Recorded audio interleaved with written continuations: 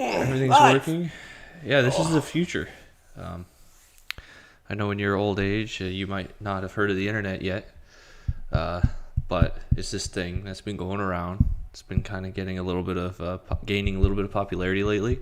Yeah. And you can broadcast yourself over the internet. All over the universe. So it's like an internal thing, you mean? Like just inside here where we are? Just inside this room, yes. Oh, but because we're connected to the entire universe, it is simultaneously only in here and everywhere at the same time. So these cameras go out to like the world, you mean?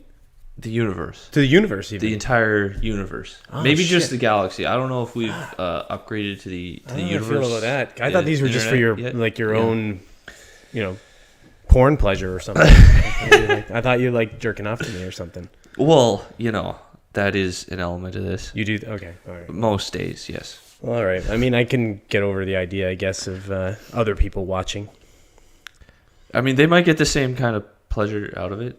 I hope so. Honestly, this is going to sound weird, but I kind of hope there's at least one person that sees our podcast, looks at me and goes, damn, I think I want to masturbate to that guy. Yeah, well. Does that make me weird? It makes you a little weird. Well, maybe lower your expectations. Maybe like a tenth of a person, not one person. A tiny fraction of like a gnome.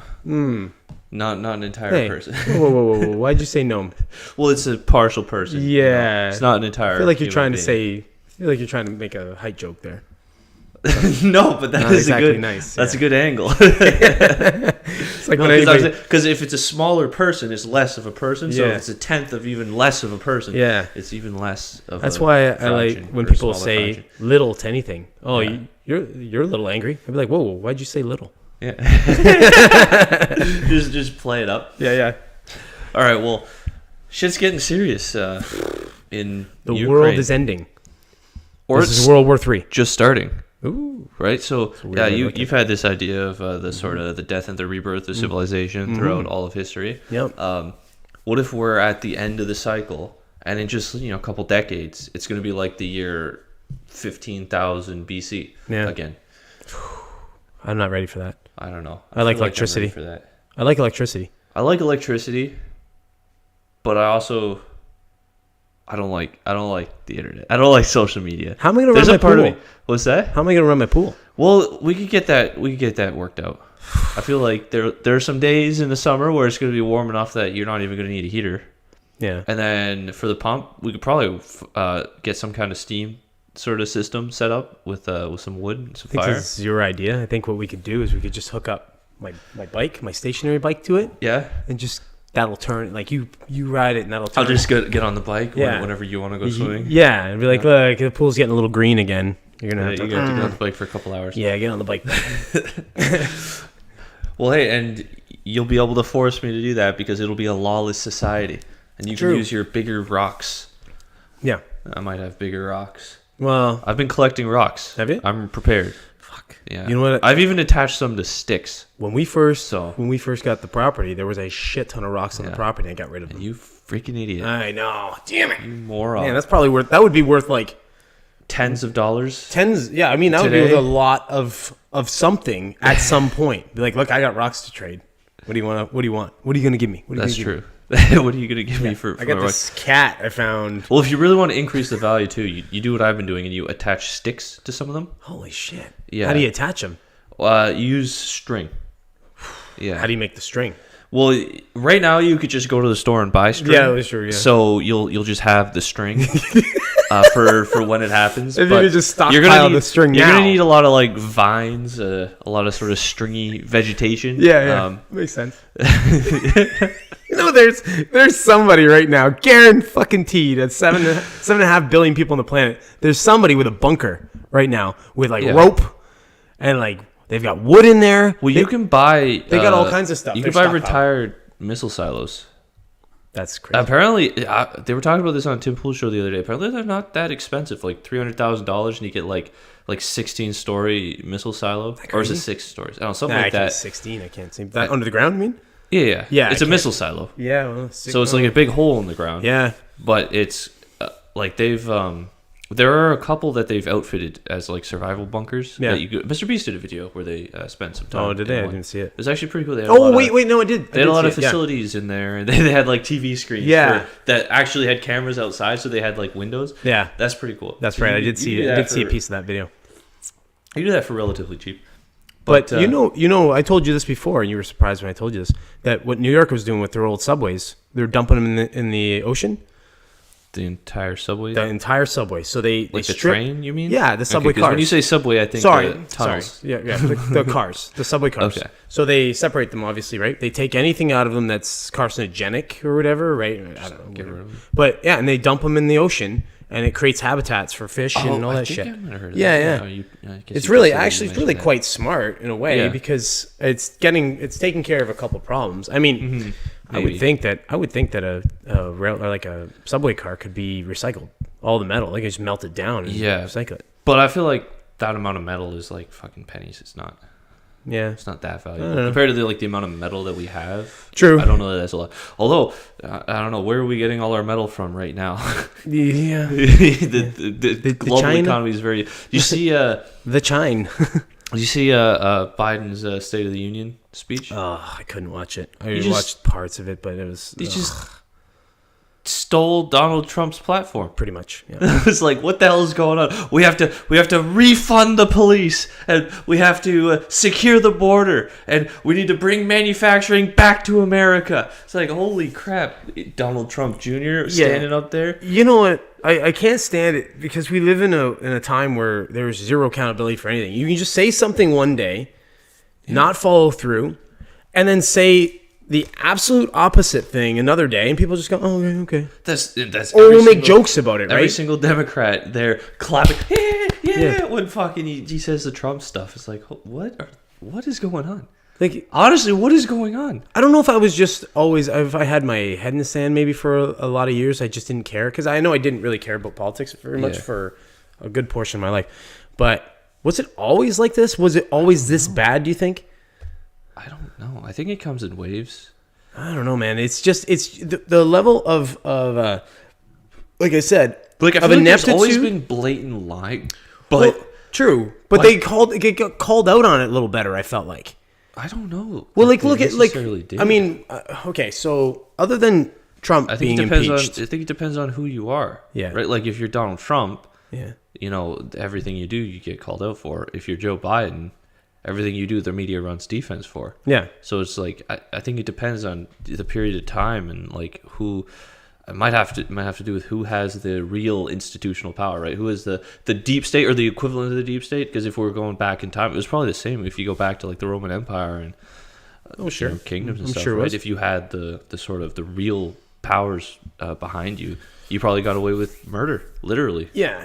If you didn't, what bugs me about it is something like Pelosi, right? With all her money making bullshit. Yeah. And she's just able to do it in plain view, and people just make jokes about it. Yeah, like I was watching that.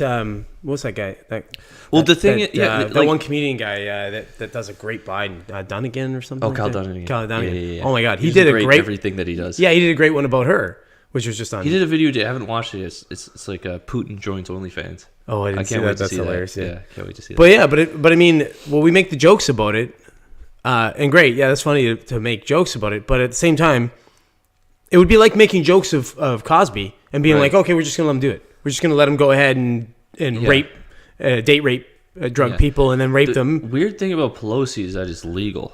So, like, it's not like, it isn't quite the same as the Cosby thing, because that would be like... But it should be insider trading. Oh, it absolutely should be illegal. But it isn't, and that's the weird part. Yeah, but you're asking the lawmakers... Yeah, to make it illegal, that they're the ones that are benefiting from it. So why would they? Like, it's such a fucking corrupt system from the hop that you... And then, like I said, and then nobody really 100% calls for anyone's head on it. They just go, they just make jokes. What might help a little bit? Maybe not. I don't know. What if Nancy Pelosi was required to disclose a trade the moment it happened? Yeah. Like an alert went out on Twitter or something. But then, because then what would happen is everybody would just do the same thing. And so, say she buys a stock because... government is about to pass a bill that gives that company a big contract or something, right? So she buys shares. Everybody sees that. Everybody buys shares. The stock value gets inflated. Some people are probably going to There'd be tons of make people that a good amount of money though, because they'll yeah buy because high. it's gonna overcorrect because people are gonna be like, oh, Nancy Pelosi is in the know. Mm-hmm. It's kind of like when Elon Musk it's the same thing. tweets about something. Yeah, and then but it might even it out just a little bit. But I've made this argument before about the market not being fair anymore because of that. Because you got and conversely, you have Elon Musk, the same thing. Is the market fair? There's that, but is it fair when like it's propped up by monetary policy?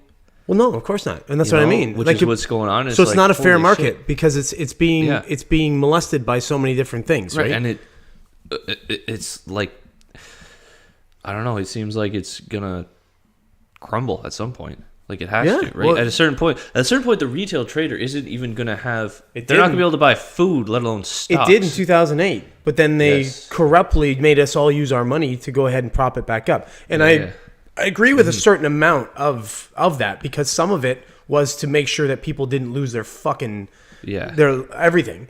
Yeah, but that could have been handled so much better. Yeah, like people should have went to jail. There's one guy I think that went to jail. Bernie Madoff. Yeah. No. You mean? Oh yeah. For 2000, Bernie Madoff went to jail. Yeah, but he was right on the same time. But that was a whole different thing that he was doing a scam. I know, but his went down because of the market, right? That's how he got caught. He would have carried that Ponzi scheme for another probably 10 fucking years. Probably still be going. But that could have been handled so much better. Yeah, and that's what I mean. When they did the bailout, I'm okay with the bailout in a certain regard, but I mean, most of that money went to the fat cats of Wall Street and the big companies, and they gave it out in bonuses and all this different shit. So it's not like it really propped up anybody. A lot of people lost their job and got a $10 million severance pay. Yeah. You know? Yeah. It's like putting a sinking boat inside of another sinking boat. Mm-hmm.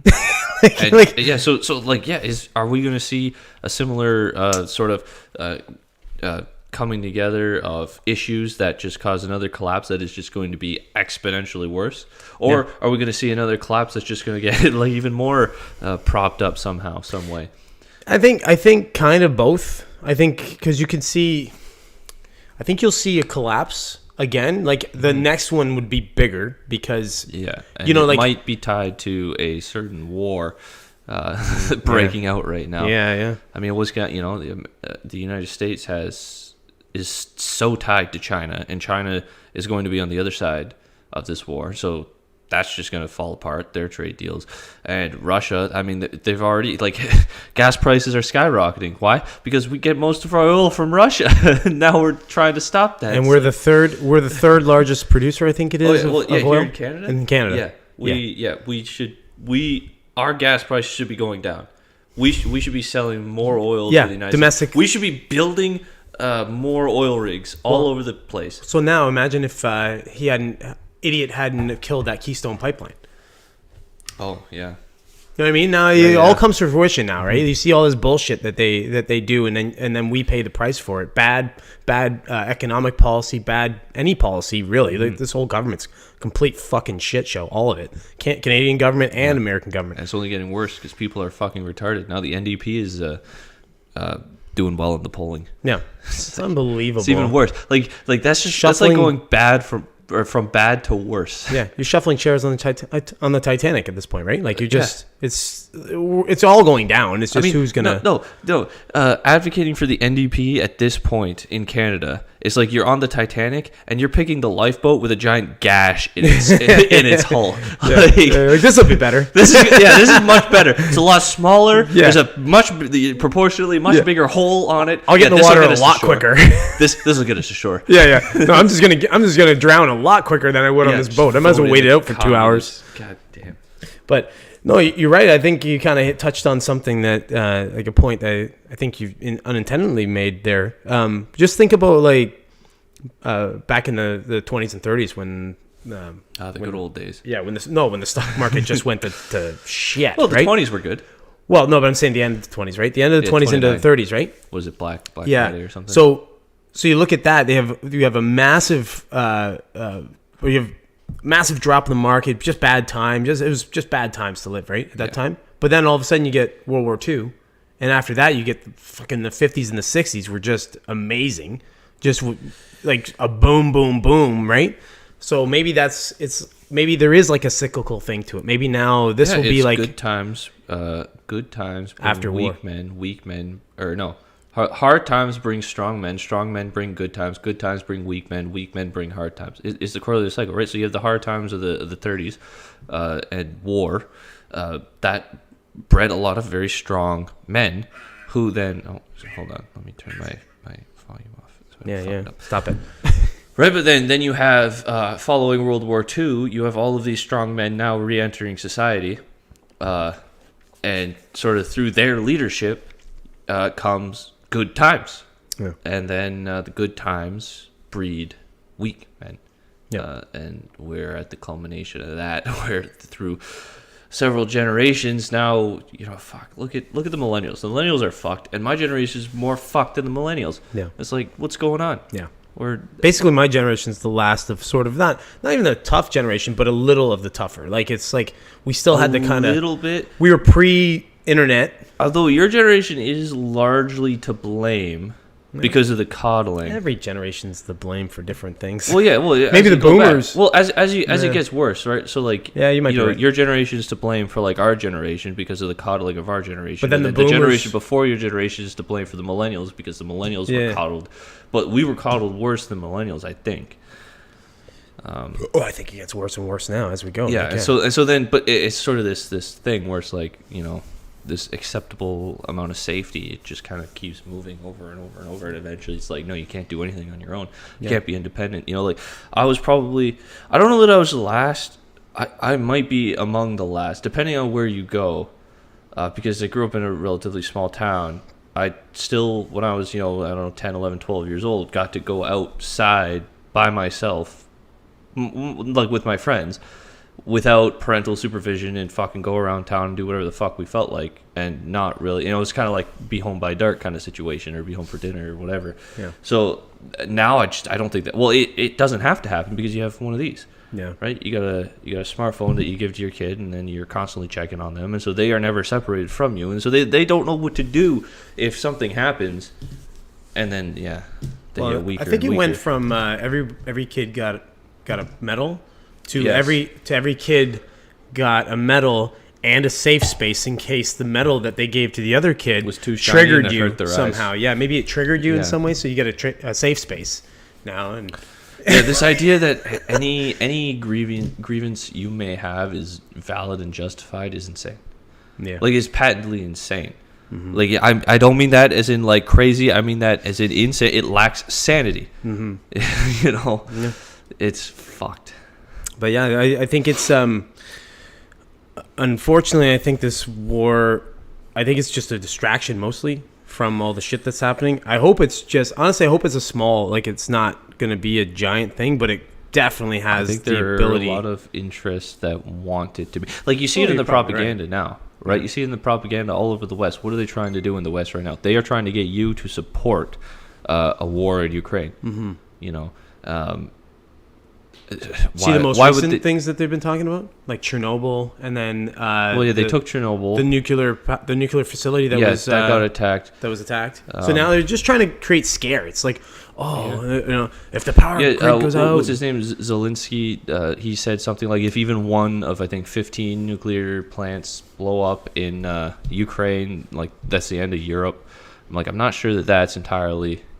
That's entirely true. It's fear porn. It's fear porn when you're saying something like absolutely. That. There's so much propaganda. Like, you have, what was it, the Ghost of Kiev, Skull Island. Like, these are all almost certainly fake stories that are just spreading around like wildfire that everybody is grabbing onto, which is, it's good for Ukraine to be doing this because it's, you need that morale, right? You need to boost morale to fight a war. You actually, in Ukraine, you actually have an invading force. But globally, like, in the United States, the media latching onto that stuff and really pushing it is, I don't know, it seems almost indicative of their, they want this. They want a larger conflict. So what do you think is the logical next step of anybody, like if any other country like the U.S., Canada, any of the neighboring. I think someone launches a European nuke countries. that gets intercepted by a UFO. The aliens come down and they give us a slap on the wrist to tell us to stop it. Mm-hmm. And then we get welcomed into the Galactic Federation as with restricted privileges. Yeah, as a probationary member type thing. Yeah, until we can prove our maturity. Yeah. And seems logical. we live happily ever after. Do we live happily ever after though? Because the aliens save us. Or they put us in the Matrix? I was gonna say, or do they like butt rape us or something? They might. I hear they're into that. I mean, I think there's different species of butt raping. What's a little bit of butt rape in exchange for like magic technology? I'll take it. Yeah. I would take, honestly, like if we're gonna talk about butt You rape. gonna give me like Back to the Future hoverboards? Honestly, if little we're bit gonna of butt talk stuff about butt for that? rape versus like reward, there's a lot of things on my reward list that I would take butt rape for. Yeah. Like I would accept it. I'll grant. Can I have a stick or something to bite on? Like just something. Yeah, just something. A mouth guard would be nice. Yeah. But if I can't have a mouth guard just and a pinch, anything, give me really. that pen. I don't care. Whatever I got to bite on, and then go ahead and do your thing. Yeah. But I would just hope that I was sexy as hell. that they finished really quick. They finish Like it, really they quick. can't contain Like it was like bang, boom, done. Right? Well, if there are species where it's like quick is like a day and a half for Oh them. fuck me. You know, that's quick. Yeah, I mean, and I hope honestly Could go all week. Good words I chose there, eh? Fuck me. Careful who you say that to. Yeah. There might be some aliens watching. I would just hope then that what they're offering, is cool, is good, and not just like, here, we'll let you live. Yeah. I don't know. Seriously though, I don't know what the logical thing. I think it really looks like pre-World War II. Because now they're putting all of this economic pressure on Russia. Wow. They're probably not going to lift. I don't think World War II, because if you think of World War II, the way it happened, the way it kind of started, like it started off pretty quiet, in a sense. Oh yeah. But it's not the exact. But you same. had different factions moving in different areas, right? Like That's what you have now, though. like who? Well, you have China doing their Well, thing. You have China, the US but doing China's their been thing. doing. You have Russia, Hold on, no. I mean, Europe and the UN. Is you're missing what my point. My point was they were all moving towards like, it was like they were almost cohesively doing different things for their own interests, but we on are a more broader scale. globalized now. Like now it's like, so China's been doing the stuff they've been doing prior, and they've just been doing it. And it's not like it was starting a war. You know what I mean? They've just been doing their own little shit. Now they might be prepping for war. I don't know. Almost certainly. And the U.S. just does what they've been doing for years. They just go and meddle in fucking foreign affairs, right? And they think they know everything. They're the world police, right? Like Team America, the movie Team America. It's hilarious. But I don't think it's the same coordinated effort. But you're missing my point. It's well, there is a coordinated effort against Russia right now. Not that it's unjustified, but it's going to put some very serious economic pressures on a nation, which is what you saw in Germany following World War I. And so, what does that push a people towards? Especially since the Russian people are seemingly largely against the invasion of Ukraine. But what happens because you're seeing this, the world is kind of turning on the Russian people specifically. There's almost like this attitude or this implied thing in all of what they're advocating for, that the Russian people need to be punished for this. So like, how long until they push too far, until support shifts? And then like Putin stands up and is like, uses this is a great segue into this story that I have right here. Putin can use situations like this where Lindsey Graham comes out and just outright advocates for the assassination of Putin. Yeah. Right. So how long until that comes? It's like, hey, these countries, they're doing this to us. They can. There are a lot of things that Russia can use as propaganda to justify the invasion of Ukraine. Whether it's whether it all holds up under scrutiny in sort of the philosophical moral outlook is irrelevant to whether or not it works in propaganda, especially to a soon to be struggling people. And then you just have situations like this where like, hey, here's what the world powers are saying. Like they want to destroy our leader. They want to take him out. Like they're outright meddling in our politics, right? Because they can just say, oh, well, the United States has advocated for the assassination of a duly elected leader of the Russian government. You don't think this has been going on for a long time, though? Think about like Russia. Russia's been the talk since Trump has been and before, but like it was hyper since Trump. It's like Russian collusion, Russian this, Russian that. So they've been building this sort of idea that Russia was the enemy, right? Although it's more, I felt like it's more of a holdover from the Cold War. Now hold on, it could also be China doing that too, right? If China does that and puts all the eyes on Russia instead, then we just don't worry about what they're doing with the Uyghurs or with Taiwan or Hong Kong or anything like that. We just kind of we don't know what's going on because here, look over here. Here's the shiny thing here, right? So that could be why they're supporting Russia. And then later on, look at what Lindsey Graham said. Yeah, and then they back Russia after, and they say, "Look, we had nothing to do with it, and we'll back Russia to some degree." Yeah, look at what he said. He said, okay. "Is there a Brutus in Russia? Is there a more successful Colonel Stauffenberg in the Russian military? The only way this ends is for somebody in Russia to take this guy out. The only people who can fix this are the Russian people." And then that goes back into blaming the Russian people for not doing something. Yeah, for this situation when it really, like, I mean, they are under the sort of rule of a dictator.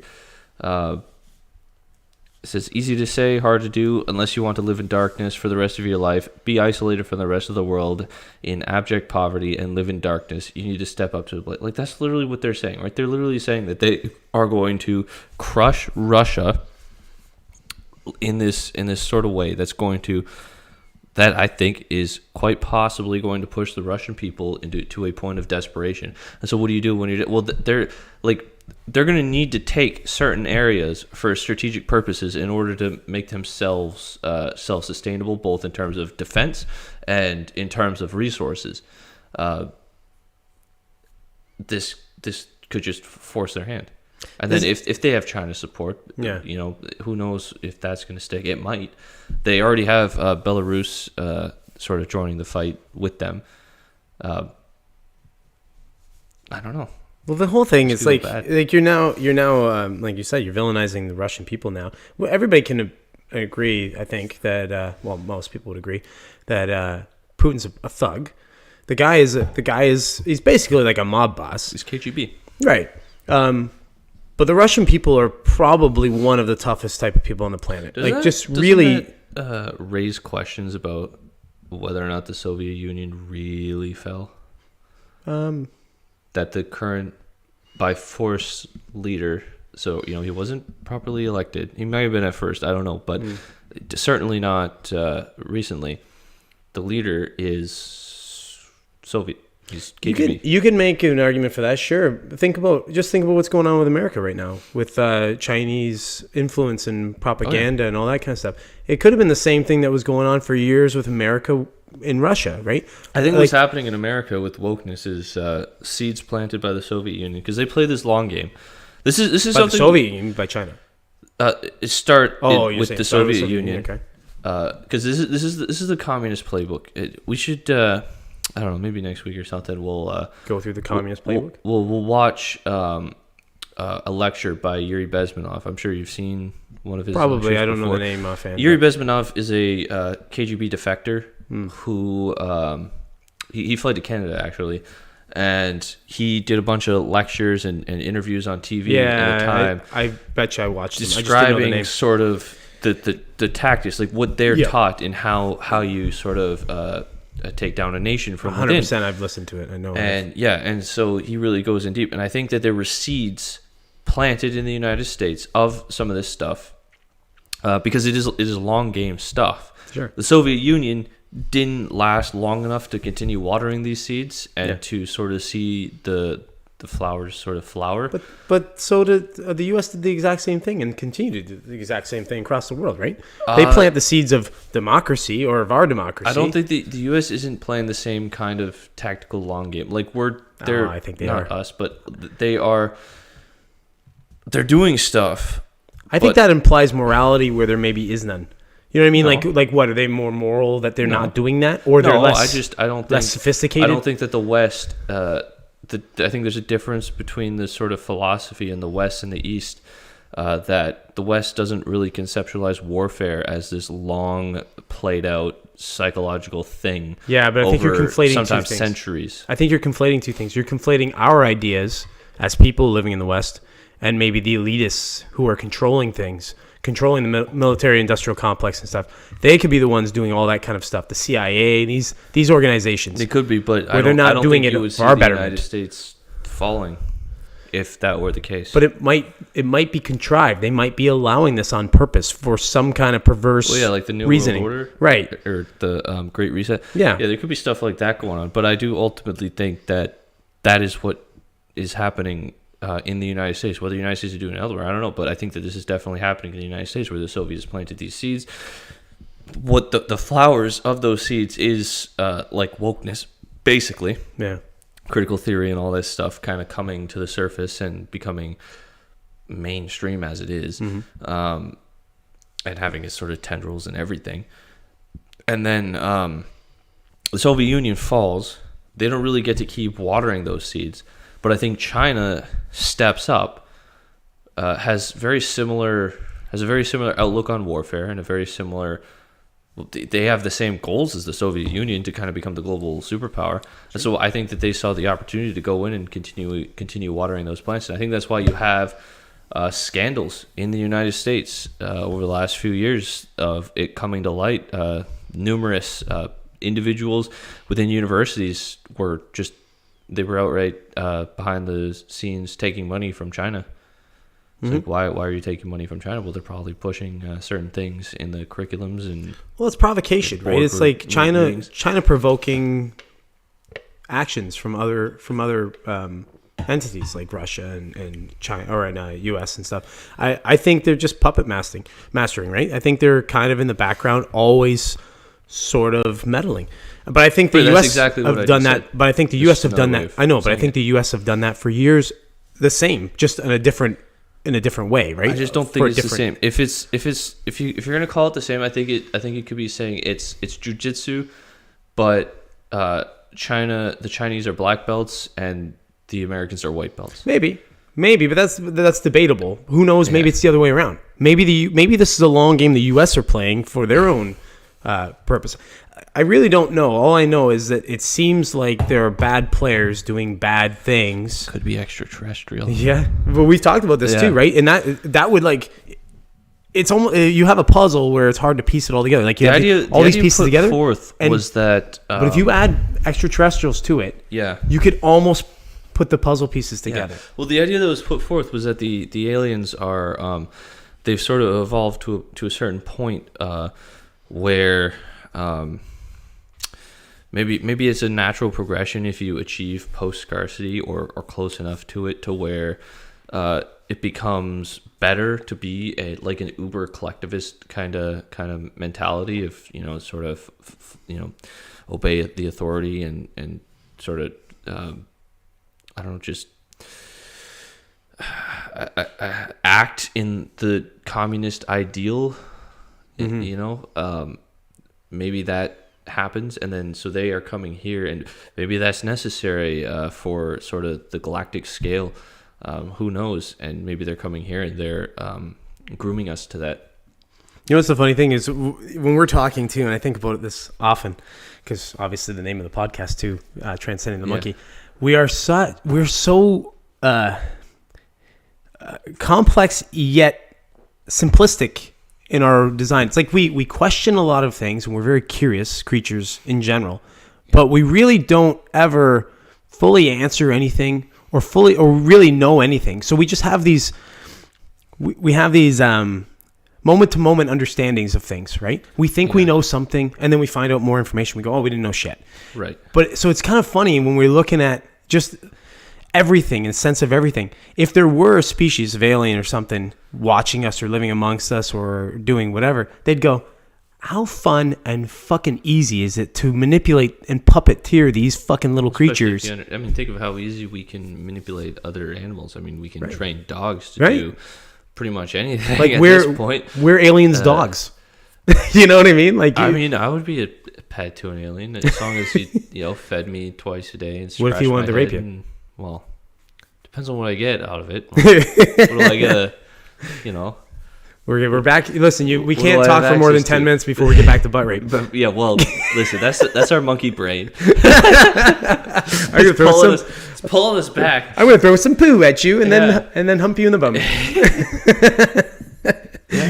No, I don't know. It's funny because when you're thinking about like the point of any of this, I don't know. Like where did it even start? Where did the whole Ukraine Russia thing sort of? It wasn't like there was that I know of anyway. That there was like this bubbling over point. What was the tipping point? Ukraine used to be a part of the Soviet Union. Well, I know that. I know all that. So Putin wants Ukraine, and I think they need the territory or some of the territory for something. No, I get all that. What I'm saying though is like what all of a sudden happened. Was it a provocation from the West or from somewhere else to sort of like goad them into doing it? Like I think it was all of a sudden. Well, it's been on the table for years. Well, okay. You know, when Trump I say all of a sudden, okay, Putin I know about Ukraine. I know, but listen, when I say all of a sudden, I mean like in a short term. All of a sudden, in human terms, can be a couple of years, right? Like this is a big sort of move. Like the Ukraine has been. Yeah. It's been its own country for quite a while now, since the fall of the Soviet Union, right? That's quite a long time. So all of a sudden, in terms of 40 something years now, over the last like 5 now, it's been heating up. So what sort of led it to start heating up? Was it Russia's propaganda? population is falling. Their GDP is going down. Mm-hmm. They're kind of losing their grip as a global superpower. You know they have the GDP roughly of California. Yeah. It's Isn't that hilarious? Not great.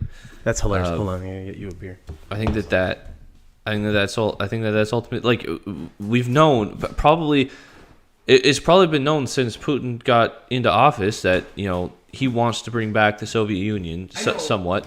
And so, like, all of these things, the strategic location of Ukraine, the fact that they're not a part of NATO, so they're not really protected. I think all of this, it's not. I get it, but wanting and acting on it is what I mean. Like, what made them all of a sudden act on that? The want is what makes the act. I get it, but if you wanted something for a long period of time, right? Like, think about anything. You want something for a long period of time, but you don't really act on it, or whatever. Let's say a car. You want a new car. It's dangerous. But hold on, you want a new car, and then you drive your car for a while, and then all of a sudden your car takes a bad shit, and you're like, oh fuck, it's gonna cost me $5,000 to fix my car. That would push you into getting a new car. But if that car is going fine for a while, you're like, I'll just keep carrying this car for a while, even though I want a new car. It makes more sense to just keep driving this one for a while. What I'm saying is, what was that? Boom! What was that crash? What was that car breaking down to make them go, all right, now this is the fucking time when we need to go? It's not a crash. I think it's as simple as Russia was powerful enough. I don't know. At some point in the 2010s, Donald Trump gets into office. He threatens Putin. I'm pretty sure. I don't know if it's a direct quote or if it's rumored that he said this. Apparently, Trump said he said the same thing to Xi Jinping about Taiwan. He said, if you take Ukraine when I'm in office, I'm going to hit Moscow. He said the same thing about Beijing. And so, as a world leader, you have these plans, these grand plans for your nation. You wait for weakness. Maybe. You wait until then there it is. Until a decrepit skeleton gets elected into office. There's my answer. Yeah. Yeah, okay. I think that's what it is, and then you wait until the end of the Olympics because you don't want China to look bad when they're doing even though they looked bad in the Olympics. But you know, but that's what I mean. But that's probably my answer right there. Right? It's not ineptitude government. It really didn't come out of nowhere though. Like no, but what I'm saying, you're kind of like you're picking on my words here. I don't mean like out of nowhere necessarily. Obviously, we know it was there, but I'm saying what was the catalyst? Bang. So you're probably right. It's probably weak government. It's probably weak from the United States, weak foreign affairs policies, and that's probably it, really. Because I mean, whether or not Trump's known for the big ask, right? Yeah. That's his concept. You familiar with that? Go ahead, say it. The big ask would be like, when you ask for something larger, and you then you take ask for less more than you would accept. Yeah, so that you do a negotiation, right? Yeah, like I don't know. I'm selling you my house, right? And I say I want $1 million when really, I only want $750,000, right. And then you come back at me with $750,000. Okay, or you renegotiate back to 800. And we both feel good about that if you start high. Yeah. So when Trump goes to China and to Moscow, or not to Putin and Xi Jinping, and says, if you move on Ukraine or if you move on Taiwan while I'm in office, he basically threatened to massacre millions of civilians, because he's talking about the capital cities. He's not talking about military outposts or anything like that. These guys are like, did he really say that, though? Is he serious? Allegedly, I think he did. I've never heard anything that. This is the first I've heard that he said that. I've heard this for a while, yeah. Yeah. I don't know. I don't know how true. Like, if there's a quote that you could go to in a news conference or something where he said that, or if it's like rumored or what. I don't Probably know. Probably more rumored than anything. I don't know. Like, you would think that the news media would move all over that if he said something like that. No, because Trump was Putin's puppet. Remember? I know, but I'm saying, like, it would be good. It would be a good thing to say that he was just like an idiot bully, and he goes in there and he's going to stoke war, right? Everything you were trying to push. Yeah, but you're saying he's stoking war, right there. But, and they kept trying to say that about him. They kept trying to say that he was going to be that, but then it turns out that he wasn't. He was the complete opposite of that. Where we are now, right? And that's what I mean. Office. Which is the hilarious part of it. Yeah. They were like, and they always tried to diminish the fact that he actually had some sense of peace in the Middle East for a little while. They try and diminish that because that wasn't the typical approach that they would take, that governments would take. So they were always trying to kind of paint him out to be some kind of idiot warmonger, but he was never that. Yeah, you could make arguments that he was a lot of other things, like misogynistic, fucking tool bag. There's a lot of different things you could say about him that people could go, yeah. But to say that about him would be just stupid. He wasn't a warmonger in any way. He was more of a businessman, and he took the business approach to government, which I think is a good thing. Got us out of Afghanistan. Yeah, well, sort of. No, that was him. Well, I mean, he was working the methods to get out. I mean, obviously it was it was mismanaged, but well, yeah, because you had a new administration come in as I don't know the details 100% of that. I mean, it's hard to get. Trump had a plan, and I know he had a plan, but a lot of like you get so much mixed. A mixed bag of how good the plan was, how bad the plan was. Well, the issue is it all falls on Biden, not because he became president, but because he extended the deadline and seemingly didn't prepare. Mm-hmm. So even if you want to say, oh, well, the same thing would have happened if you just went with Trump, it's like, okay, well, we don't know that. Right, because it didn't happen. So, no matter what, it falls on that guy. And I think ultimately we need to be out of Afghanistan. I don't think it's our business. Oh, no. I agree with the Taliban starts. I agree with the exit. Of course. Yeah. Just the way you do it is stupid. Like, why would you do it that way? And why would you leave people stranded? That's what I mean. Like, you're there for 20 fucking years. It's the equivalent of when somebody goes a long way to make like a shitty fucking point, and you destroy it quickly, right? You just hammer that point, and then they try and back out of it like that. They're like, oh yeah, I'm just gonna go. Like, no, you fuckface. You put 10 minutes into this stupid point, and now that I just destroyed your point, now you're gonna just try and walk out of it with like 2 words. Oh, I don't want to talk about it anymore, or something. It's like, no, you're gonna fucking eat your words, a little asshole. But it's the same thing with that, right? You took 20 years in a fucking war you shouldn't have been in a place you shouldn't have been occupying, and now you're just gonna like walk out. Oh, okay, we're gonna leave all our shit and bye. The idea is it failed. It was a failed mission, right? So it's like, okay, we failed, we're done. And fail with dignity. There's there's some honor in saying that. All right, you know what? This didn't work, so we're gonna leave. But they never do that. You get all the Americans out of there. You don't You don't leave billions of dollars in cash and military equipment. You don't do that. When has the government ever admitted to failure on anything? They never do that. You could trust the government if they said. But it's like you could trust the government if they said, "Hey, like for example with COVID, they said, hey, yeah, we got it wrong a little bit. Well, we were trying." Did you see that SNL skit? No, I don't watch SNL anymore. It's I find it awful. It was really bad. Really bad comedy. It probably wouldn't have been bad jokes like 2 years ago or a year ago or something like that. But they were making jokes about how like, maybe it wasn't.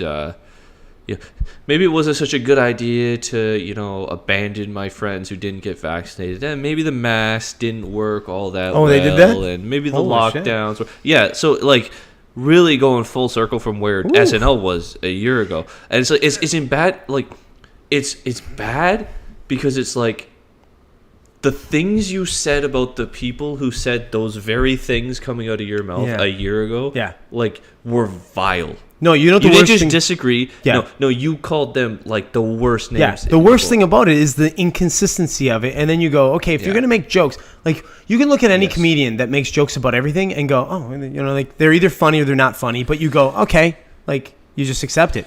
Yeah. Like a Joe Rogan or these kind. I'm trying to think, or Bill Burr's like that. There's a lot of guys that are like that. They'll just make jokes about everything and everyone, and that's fine.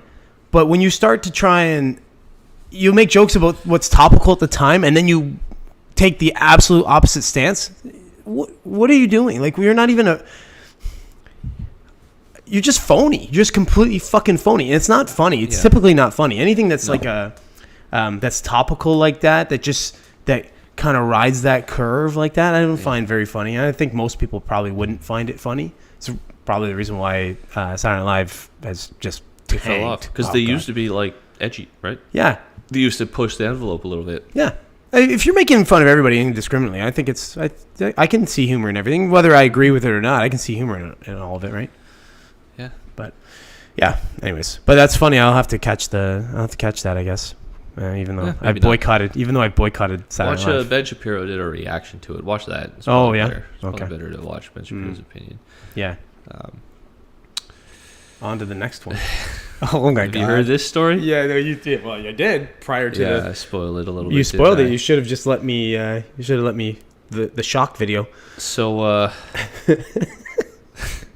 the International Cat Federation bans Russian felines. Not the over Cat Ukraine Federation crisis. Like, this doesn't make any sense rationally whatsoever. Like, they're just Russian cat. Like, what are the cats spies? But you know what's going to happen now, right? Because there's a fuck ton of cats and dogs and shit in these countries. They're just stray, kicking around. They're going to end up having... It's a humanitarian crisis. Humanitarian crisis is going to happen. Cats and dogs are going to be everywhere now. Thanks to this move. This is a big move. This is big news. This doesn't make the slightest bit of sense. I can't wrap my head around it. No, you know what's... Like, what are they even trying to say here? I can. You know why? Why? What are you reading? Have you ever heard of International Cat Federation? No. Right, now you have. It's run by cat ladies. No, it's like... I mean, that could be it, actually. Yeah. That could be it, and that makes a lot of sense. Yeah, just tagging their popularity to the war. Now, they put themselves on the map. The international... what is it called? International Cat Federation? What is it called? No cat Russian Cat in Federation. Russia. No, it's the International Cat Federation. Yeah. Sorry. No cat bred in Russia may be imported and registered in any Fife pedigree book outside Russia.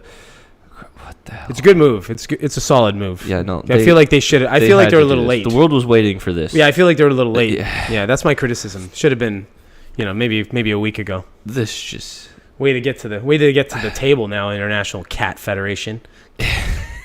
Hey, more so, I think we should be applauding them that the cats have somehow made an international federation of themselves. Yeah, that's true. I mean, I think we should probably stifle the cats a little bit. Yeah. We can't have them getting too much power. Do you want to put some sanctions on them maybe or something? The cats. Catnip? Maybe we sanction catnip. Sanction their catnip. Yeah, they might not be happy with that. But maybe the I wet don't food. think they have developed nukes yet, so we can probably do whatever we want to that. Let's stop the importation of wet food. If we take away their scratching walls. Well, that could be bad. I don't know if we can. I don't know if we're gonna get a lot of support for that because, that could be painful for them. Then their nails get really long and they might break and. It's crazy. This is probably run by crazy cat ladies, and crazy cat ladies are usually leftists, pretty insane. Sort of, I would think, do what you're told, kind of people. Whatever the media says, and the media is having a frenzy over Ukraine. I would, so like, what can I do? I know. Let's ban Russian cats. They seem like they would be like activist type people. Probably. The cat ladies, like the Karens, basically. They're the Karens out there. They're cat Karens. I want to say they're like sofa activists, but no, they're like in bed with two to three tubs of ice cream activists. Yeah, I think they want you to hear them. I think they want you to hear them. They're not gonna like. I feel like they're not going to travel very far. They're maybe. staying in their house. That's what I'm saying. They're on Twitter. They're not going to travel very far. They might get to the porch. Maybe. I don't know, though. That's far. They might, maybe. That's far. I don't think a lot of them have porches. I think they're probably in cities. Okay, how are they going to get the ice cream that's delivered to them? Well, obviously it's delivered. Well, how are they going to get to it? Well, it's that Amazon thing where they go open your door bringing it right in? Inside. Yeah. How crazy is that? Have you heard about that? What's that? The Amazon thing? The Amazon lock where... No. Really? I'm not surprised. Yeah, so you can get like a lock for your door that is connected to the internet. So when you order something from Amazon, the delivery guy can unlock your door. That's not unhackable. That's not going to... That's not going to result in any... It's completely foolproof. Yeah, it's not going to result in any problems. Yeah. No issues whatsoever. Yep. And so you can open your door, open it, put the package inside your house, and leave. Like... Why not just give them a fucking box that goes on their porch or something with a lock on it or something? Like something like that. Why are we... Yeah. How do they indemnify I think themselves? They want this. Yeah, but how do they indemnify themselves from any potential malfeasance from this kind of thing? You know what I mean? Like, how do they protect themselves? That's what I mean. From like, well, yeah, or from like the warranty, from lawsuits and shit. It's probably in the warranty. They probably had their legal team look over that and be like, yeah, this is sketchy as fuck. Well, we'll just write it out in the warranty. This is sketchy as fuck. Like, bet people are gonna hack the shit out of this. I mean, they could probably get sued if the Amazon driver does something. Think about it. Like, how many fucking Amazon drivers are just bad? You see videos all the time of them doing shit. Like, I remember the one I'm watching. The woman goes up to the door, does the scan thing, puts it down, takes the picture, picks it back up, and walks back to the car. Yeah. So she's saying she delivered it, and she's fucking stealing it. But luckily, the camera caught her. Cameras, oh fuck yeah! Man, I've seen them too. I've seen them like where they don't even get barely out of their vehicle. They fucking just drill it, toss it. Like, what are you doing? You fuck. I remember when I worked for Campar. I didn't fire him, kicked but a couple packages. No. I actually didn't do that shit. I don't know. I've never been the type of person to like damage property. If I'm mad, I'll damage someone's face. Like I'm more to go after somebody than their property. I find that cowardice.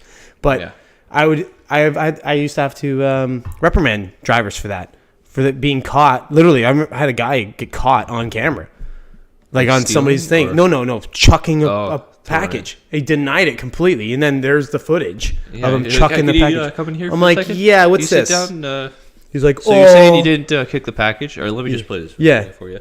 What am I watching here? Yeah. That's you, clearly. No, make him tell you what that is. Yeah. When they're just outright denying it. Right? Yeah. I mean, fuck, that's cowardly.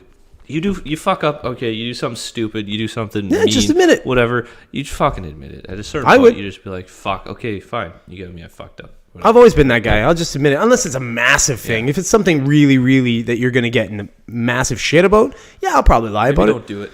Well, I most likely wouldn't do it. But if I did it, like I'm not saying I'm such a good person that if I killed somebody accidentally that I'd be like, oh, I'm just going to go tell myself. I'd be like, no, I'm trying to hide that fucking body. I would. Yeah, it's under my pool. Yeah.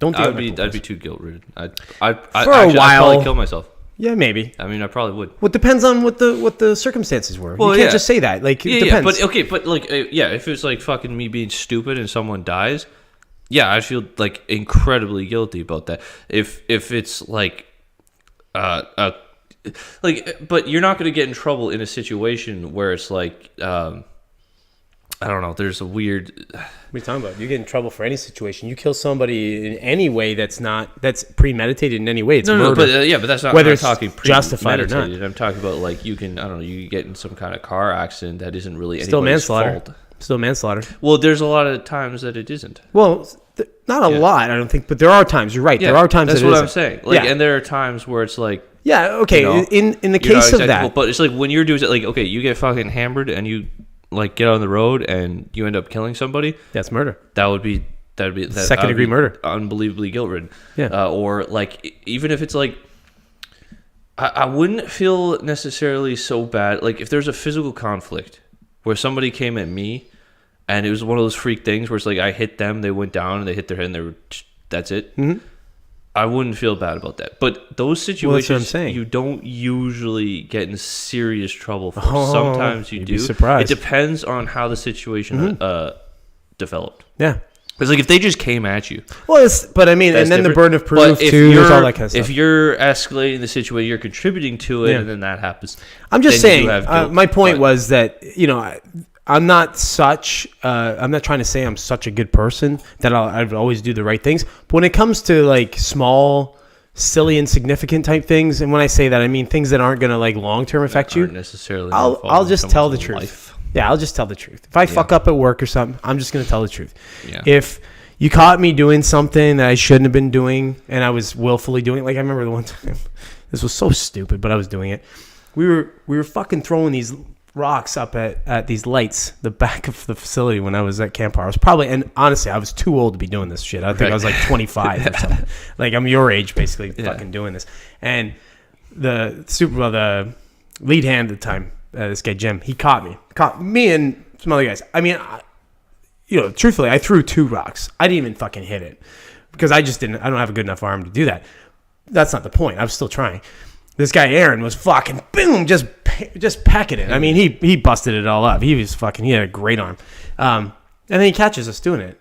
I felt like a fucking idiot. Yeah. I couldn't believe it. Like I couldn't believe the immediate idiot feeling I had when he just looked at me. He goes, "What the fuck are you guys doing?" And I'm like, Well, we're I throwing don't know, Jim. rocks I'm at like, yeah. I go, we were throwing rocks at that fucking light. He goes, "Are you fucking kidding me?" I'm like, wish I was. Yeah. Wish I was now, right? But Yeah. I just admitted. I was like, look, I'm like, what do you want? Do whatever you got to do, man. If you want to like investigate, do whatever you got to do. Like, do whatever you got to do. I'm not going to deny. I'm just going to say I'm an idiot, and if I get fired for it or something, I'll just deal with it. But some people can't do that, right? Some people can't. A lot of people can't about it. It's Oh, weird. yeah. It's weird. They'll lie. It's cowardice too, though. You'll It's pull up cowardice. the video with them doing the thing, and they'll look at it like that's not me. Yeah. Or something stupid. It's like I could see you. This is a 4K video. That's your face. I could see. Put your face. But it's clearer than my eyes right now. Yeah. And it's like, yeah, I didn't do that. That's fake. But that kind of segues back into what we were saying about like the different what's what I'm looking for, the different generations, right? And zero accountability, right? Mm-hmm. If you're the type of person that you have zero problem with accountability, you would just admit things. If you're a coward type of person and you don't like to be accountable for anything, then you'd be more likely to just say I didn't do it. Yeah. And no matter what was brought to you, no matter what evidence was brought your way, you just be like, no, not me. Never wasn't. I didn't do that. Oh, Yeah. don't trust your lying eyes. Yeah. It's crazy. That's weird monkey psychology there. Yeah. It's actually fucking strange. Mm-hmm. We didn't segue in any way to our next sort of thing. don't have anything. We just exhausted that. And we didn't talk much about the cats. I feel like I could put a lot more jokes out about the cats. But I don't know. I feel like the time has passed maybe. Well, we can get back to sort of Meow. increased tensions here that we have going on. Meow. Meow. Did you see this story? Meow? The U.S. cancels an ICBM test launch. I don't know if that's a good What are we talking about, idea. meow? What's that, meow? Yeah, it's old. It's not a good What's joke. that? It's Meow? bad. It's a bad joke. What? Meow? How many times can you say meow? Meow? Yeah. So what are we talking about now? Oh, I said it twice now. U.S. I cancels wasn't listening, ICBM test launch amid Ukraine tensions. Wait, so was that again? Yeah. Yeah. I don't know if that's a good idea.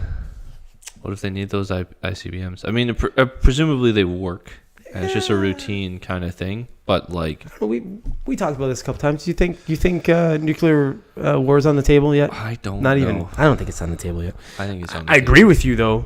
Bringing back cats into the thing. If you cornered a cat, Yeah. Maybe and I think Putin's launch a like nuke. the cornered cat. I think maybe, yeah, potentially for sure. I think that. I think that's why it's on the table. I mean, you have this other story here, Belarus issuing a dire World War III warning. This was again, basically as fear it was porn. sending troops into Ukraine. So okay, what do you think the long term sort of like? What's the goal here? Like other than like Russia taking Ukraine, I mean, Whose goal? like okay, any of them. I mean, you could state it out. Like, what do you think Russia's goal is? To become a world superpower again, Okay, so but if or to let's say, maintain their position as one. if they take Ukraine, is that it? I think there might be some other places that people are theorizing they might want, Like Poland and but Ukraine is a very important strategic place for Russia. And I don't remember the details, but there's something about access to certain areas and certain things that Ukraine helps sort of Russia do. I don't even think they need all of Ukraine. I think they just need like a portion of it, like then Eastern Ukraine. maybe there's there's some kind of deal that like land deal that's made, right? It's possible. So I mean, that's what I like when I look at it. I don't know what. Whenever I'm looking at anything, my logical mind goes to what's the end game. I don't know that it matters what Russia's goal is or what China's goal is, because I'm pretty convinced that the U.S.'s goal is war. Right. Oh, I agree with you completely. But that's what I'm saying. Like, so Yeah. as the rest of us over here that aren't a part of that, really, because we're not a part of the industrial military complex. Yeah, as individuals. Yeah. If we know that, that's fine. But I'm saying, like, what? Say that. What's that? They told us we had to say. Oh yeah. Sorry, we have to. But I think it's important that people understand what the war is for. Like you could, like if you look back at Nazi Germany, you know what provocated that war. I mean, that war was provocated by the Treaty of Versailles. It was so friggin' restrictive to the German people. It crushed their them. economy Oh my God! It straight killed. You backed them into a corner. Had to do something. They had to do something. Yeah. So they have this tyrannical. It's unfortunate it went that way, but they had to do something, right? So you take this tyrannical guy, and the German people are crazy, resilient, resourceful. They're a very tough type of people. Something about the Nazis is very German. Yeah. It's very like the specific nature of that ideology. Like you get similar things elsewhere, but it's not exactly the same. It's weird, and I think that's why they were so effective. I think there's something about the German spirit that just allowed that. I have a massive reverence for both German people and Russian people because they're tough as nails. They're like they're the type of people that it just seem like they exude hard work. Right? They it just pours out of them. They're just tough, and I don't know that I see that in the German people necessarily. The Russians for sure. I think the Germans for sure like too. that area is like ripe for struggle. No, I get it, but I don't know that Germany. I don't know. I don't really see that necessarily. No, I don't know. I've always thought that way. Now, I mean, that's just an opinion, but that's opinion based on certain things too. I mean, the fact that, look, they were in two world wars. They were basically so were fucking a lot of countries. No, but I'm saying, but they were basically almost the center focus. They were the center focus essentially. And what they did in the Second World War, given the starting point, Germany has been a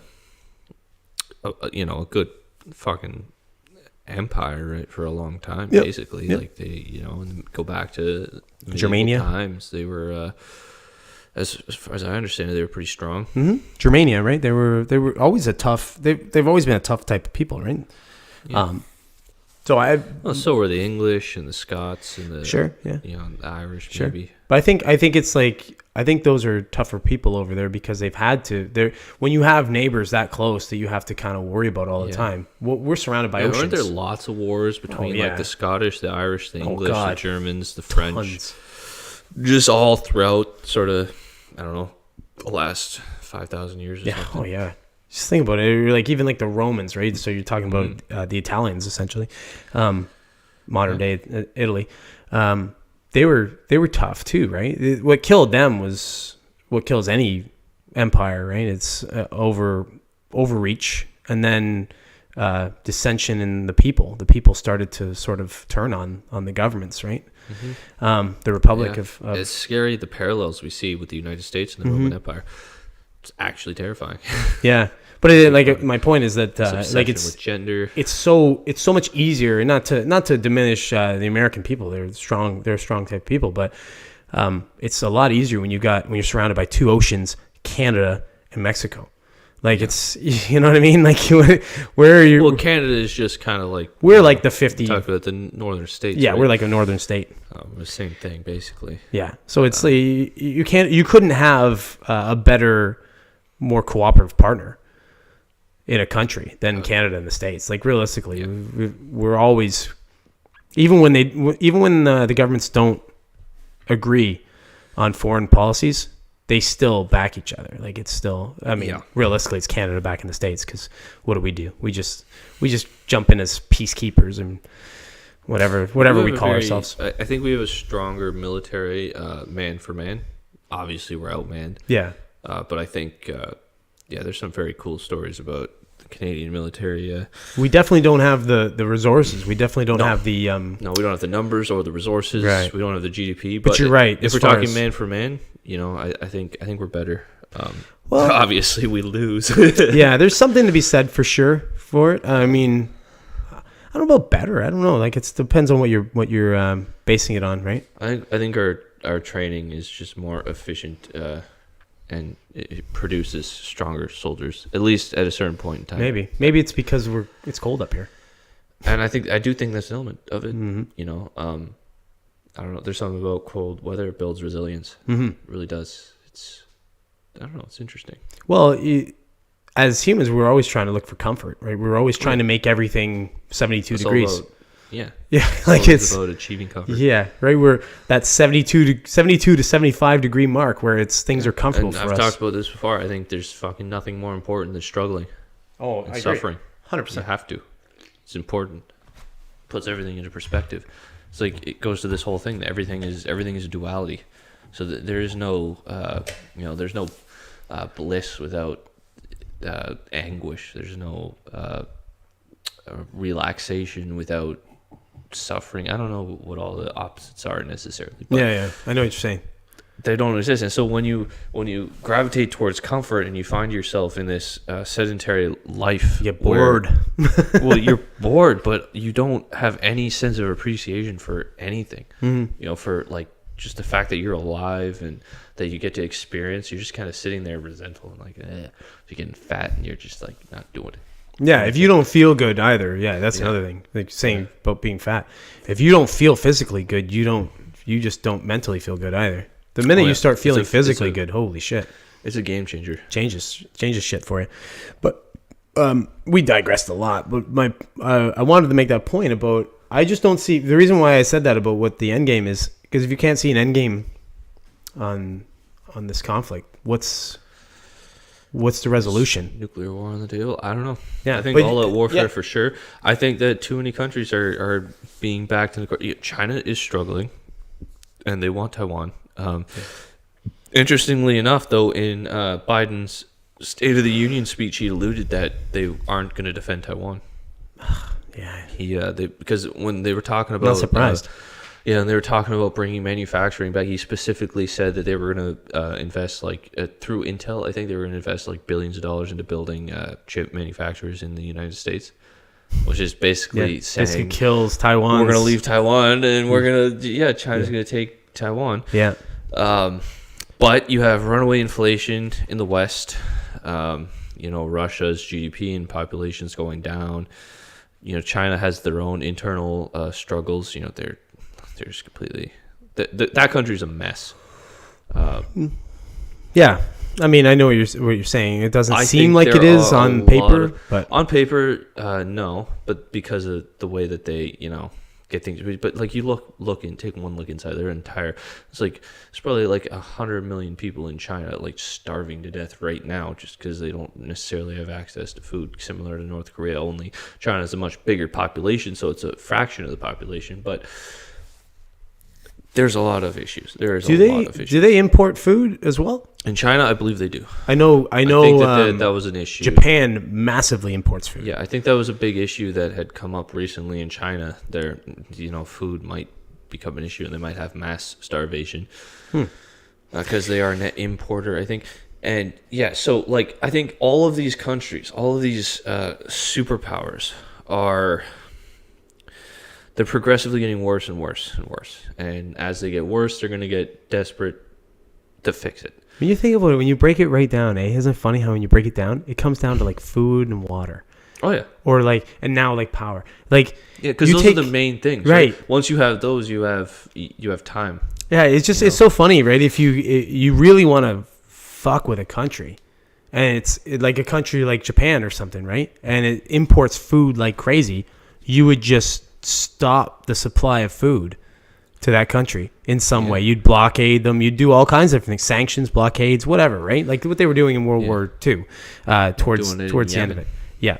But that's what you do, right? Or like I said, with the Germans in Russia, the way that the Russians turned the tide on them was the supply lines. They were attacking all their supply lines. They can't get supplies. They're deep into Russian territory. It's cold. They're freezing. Don't know how to gather supplies. They fucking can't even get enough food, man. They're on food rations, and their food rations are down lower. The morale goes. It's a waiting game at that point. The Russians are all nice and cozy, and they're used to that weather. They're like, fuck you, wait them out. Yeah. Yeah. I have to pee. Oh, of course you do. I have to pee. Why? You should pee before we start the podcast. Did. Or you know what? Pee again. You know what should happen? What? It should be like Jamie does. Where he fucking edits the video. Now I gotta sit here like a tool bag by myself. I know. Now I can sit here like a tool bag and listen to you pee and be entertaining by myself. Just making jokes. I could have made a lot of jokes about the cat thing. Meow. Yeah. Lots of pussy jokes, you name it. There's lots of stuff. Wash your fucking hands. Pig. Gross. Yeah, I think anybody who's watched this now knows that Tyler does not wash his hands. He might at best spritz them. But all you hear is flush and then door open. Ugh. I have to sanitize everything behind him. Disgusting. You can't even hear me, can you? Good. I was talking shit about you. I was talking piss hands about you. He said I usually do. Just in case you... and there... Yep. Did you hear the flush? Did you hear the flush? I don't flush the toilet. No, did you hear the flush and not hear the water? Don't you fucking touch me, you disgusting fucking mess. You're a fucking mess. What's the matter with you? What's gonna be worse is later when the pool's all going and shit, and you're gonna go and piss over, and then you're just gonna jump in the pool, and you're pissy fucking. Well, I'm gonna piss in the pool. Hands. Oh, yeah, that's probably true. I'm gonna put that chemical in there. It exists. That's not a wives' tale. Or piss changes. It's gonna turn purple. It's gonna be everybody that you don't want to catch. Oh.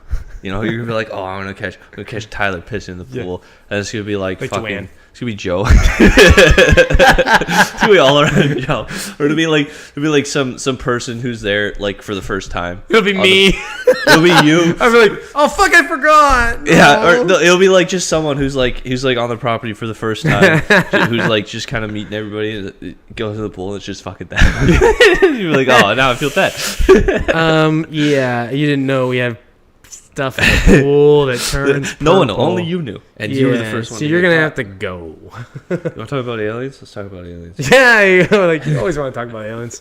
All right, so okay, I found a podcast recently. It's called the Mysterious Universe Podcast. Are we gonna try and rope this into like current affairs? Because I feel like we should. It is related to current affairs. Oh yeah, go. No, I mean like the Ukraine thing and stuff. Just for anybody who's watching. Yeah, it's. Oh, okay, yeah. It's space arc thing. Yeah, completely related. I was just saying, because anybody watching, they'll be like, now these guys are talking about fucking aliens again. Yeah, well, we usually do.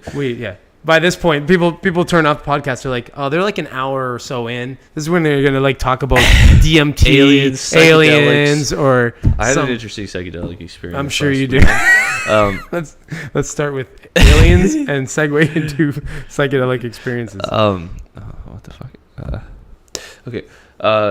I found this podcast recently. It's a really fucking interesting podcast called Mysterious Universe. Mm-hmm. And these guys, they just like talk about like stories and things from anything from like paranormal to extraterrestrials to like the psychedelic to like the fucking psychic kind of phenomenon that goes on.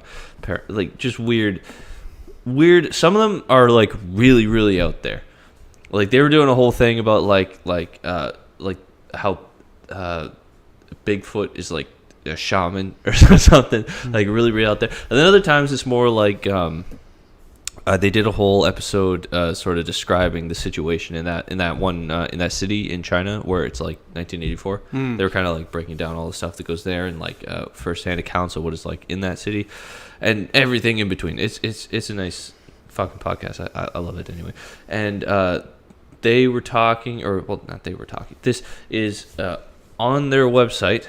They have these articles of crazy things, and I saw this today. I think it was released today, March 4th. And I'm like, well, this is fascinating. This is just fucking crazy and interesting. So we should talk about it. This is one of those stories that would make a fantastic movie, and is very unlikely to be true. But so the title is ET expert claims buried ancient space ark in Ukraine has been excavated and activated. It was almost like War of the Worlds. Well, you see that? No. You've never seen that?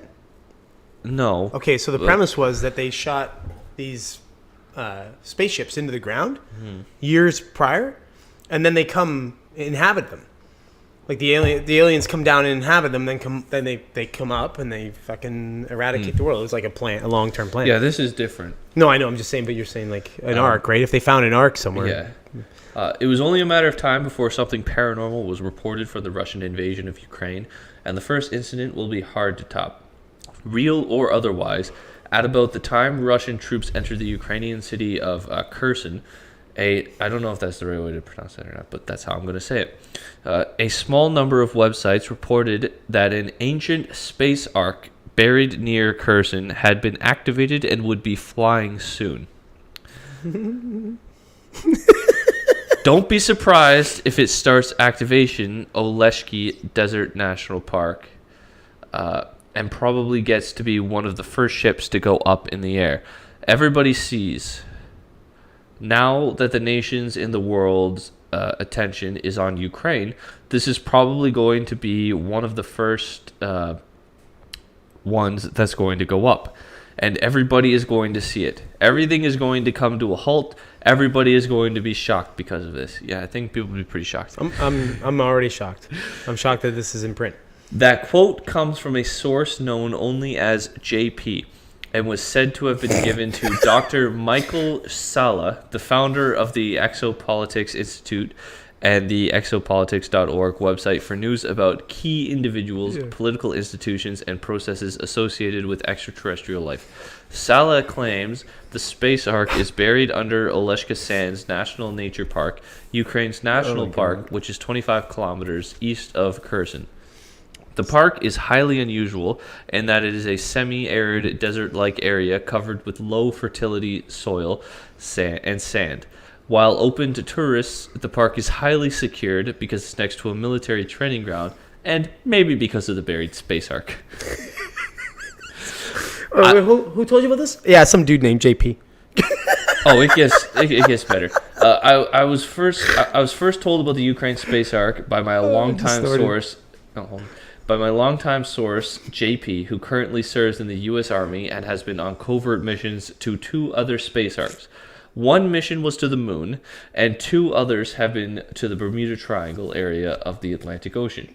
All 3 missions were jointly conducted by the U.S. and China, and the second Atlantic Ocean mission included Russia, which had found its own ark but was not giving the U.S. access. Scans for other info on space arks come up empty, so we have to rely on Sala's revelations that these are some sort of ancient spaceships found buried, 2 by the US and China, 1 by Ukraine, and 1 by Russia. His source, JP, says experts have activated and flown these space arks, with 1 going to the moon. Sala claims he confirmed JP's story with Thor Han. Stop saying JP because it makes me laugh. Okay, but that's like the most... Like, that's the part of the story that makes the most sense to find them hilarious, because if you have an anonymous source, I know, like, it's you would funny initial though. them. JP told me. Who told you? JP. But that makes the most sense to hide the Maybe, identity of someone. it's I would be fucking laughing hilarious to at me. the idea of space arcs, Yeah. and this next part that's about to come up. Not the idea that you would hide your... Let me stop laughing about JP, because every time you say JP, I want to bust. But go ahead. Well, you're going to laugh at this. His source, JP, says experts have activated and flown these space arcs, with one going to the moon. Salah claims he confirmed JP's story with Thor Han. Thor Han Eridion is a Galactic Federation pilot who speaks telepathically to former French archaeologist and Salah's friend Elena Danan. In January, Danan relayed that huge space arcs have also been discovered on the moon and Mars, as well as in Antarctica. However, the arc of the moment is in Oleshki Park at coordinates. They give the coordinates. And Salah says Thor Han relayed why we should be concerned. This is not an invasion of Ukraine, but part of the cleansing operations. The deep state was attempting to activate the arc, which they had found many years ago buried underneath the sand in the lower southern part of Ukraine. The arc activated, so it was time Putin got his hands on it. Yeah. There's a second arc in the north of Russia, but Putin already has control of it. Of course he does, yeah. Putin has been taught by positive extraterrestrials how to use this technology. That's right. According to Salah, JP Danan, and Thor Han, that's right. The purpose of the invasion of Ukraine is so Russia could capture this ancient space arc. That, according to Salah, is why Kherson was the first city to be taken over. If you believe in exopolitics, then Michael Salah's story, like others he has told about extraterrestrials, UFOs, remote viewing, alien telepathy, is probably plausible, if not scary. Is it verifiable? As of this writing, no reports of a space arc or a giant UFO have been reported near Kherson or anywhere else in Ukraine for that matter. However, if you want to join Salah in connecting the dots, many military experts have been puzzled by the fact that Russia has not used its air force in this conflict. It could be because they only need one, the Ukrainian space arc. Oh my God. Wow. How great of a movie would that make? That's a hilarious. That's a hilarious article. Which is funny about it is because I don't think it was intended to come off as hilarious. But it's fucking hilarious. I don't know. I love the JP every time. Oh my God, it was funny when you're saying JP and then you'd say it again too quick that I couldn't recover from the first time I heard it. Just the idea that a guy named JP is the one that said it. Oh, where'd you get that information from? JP told me. Oh. Yeah, that sounds very credible. But that's like the least. I know what you're saying. Because that's normal. But I know. But you it's get funny. Sources all the time releasing classified information. Yeah, you hide their identity. Dr. John Fitzgibbons. Yeah, you give them a pseudonym or you use initials or weird things like that. So that's the part that funny as fuck makes the most sense. Oh, that's a funny story, man. Yeah, and I like to put my tinfoil hat on. Are you gonna get in the arc? I would. Yeah, you'd get in the arc. Yeah, no. You don't know where it's going, though. I don't think it's coming this way. No, the arc? No. Well, it's in Ukraine. All right. It's probably going to leave. How big is this arc? I don't know. Do I have to make a landing pad? I think what we should do, just in case they ever decided to visit here, that we should make a landing pad in the backyard. There's probably an arc in Canada. Yeah. I think we need an arc, or like a landing pad. Yeah, build some sort of landing pad. Yeah. Try to get the UFOs to come. I mean, I would say that the chances of it being real are probably in the 80 to 90 percentile, somewhere in there. So, right around there. Yeah, so I would say that we should probably put something together. Build a landing pad. Yeah, you can't. The chances. If chances are that high, you can't. You can't not. No, you have to. What are you gonna do? You absolutely have to. I think we need to knock down some houses to make a landing pad for it. And we're not going to park there. We're not nothing. You can't put anything there. It's got to be a landing pad for this space arc that's coming. Very plausible. It's very plausible. I love how they say very likely. I like how they say plausible. Plausible. Well, I mean, I don't know. Fucking anything's plausible nowadays. No, possible. Anything's possible. Plausible would state that it's maybe that it has some likeliness to it. I would say it's a weird one. I'm never going to say it's impossible, obviously, because I'm not that I'm not that rigid of a person. Recovered, buried, extraterrestrial, buried or lost that had been buried over time, extraterrestrial vehicles. That makes a lot more sense than space arcs. Well, the funny thing about this, if they had said, okay, we have these reports that there's a space ark buried or something like that. Okay, fine. Whatever, I would just be like, investigate, whatever, do whatever you're gonna do. But the idea that pilot, the idea that they somehow communicated how to fly this thing and all this, and Putin knows, and that's why he's invading Ukraine. Yeah, I'm sure it has nothing to do with like resources or any of the other human stuff. It has to do with some extraterrestrial thing. Hey, who the hell knows, man? UFOs are flying around all over the place, so who the fuck knows what's going on with those? But yeah, this. I just want to see this made into a movie. I want to see that as a movie I would feel like it'd be butchered. It would have to be a high budget type thing. Otherwise, it would just come off as a real 2-bit thing. Have you ever seen... I forget what the name of fucking movies... God, I gotta remember the name of the movie. There was a movie made... I feel like I've said this to you before, but there was a movie made that made fun of it with... one of the guys that Seth Rogen is attached to, James Franco. James Franco played the lead character. And I can't remember the name of the movie, but his movie made fun of this movie. It was made in 2005, 2006, something like that. This dude, this European guy, I don't know where he gets his money from, but he was independently wealthy to some degree. And he made a movie on his own. And... independently wealthy though. What was the budget? Like we could make $6 a movie. million. I think it was $6 million. Yeah, something like that. It was a higher budget than it should have been for the crap that was put together. Right, for what they ended up. But it's kind of like one of these ones where it's got a cult classic sort of following to it because it's so fucking bad. Yeah, it's incredibly bad, but it's hilarious when you watch. I think you kind of have to watch the made movie by James Franco that makes fun of it before you watch the original. Because that's the way I watched it, and it was hilarious. Because you watch this one without any knowledge of what the actual movie was like. Because the movie that he's in is the making of this movie. Right, okay. Yeah, and then you see the real movie. Wow, it's something else. But what was my point? What was my point on this? Shit, I had a point, but I think I lost it. Fuck. I got so wrapped up in the idea of this movie. Oh, yeah. So with this thing, if this were made cheap like that, it would come off as like that. It would come off as this really fucking low budget, B-rated movie type thing. But if it had a good budget, it could be funny, it could be engaging, it could be all that shit. They could make it sort of realistic in a way that it was like absurd but realistic. Yeah. What makes that story completely absurd to me is the idea that there's some kind of knowledge shared with Putin. Like this intergalactic fucking space pilot. I mean, that's possible.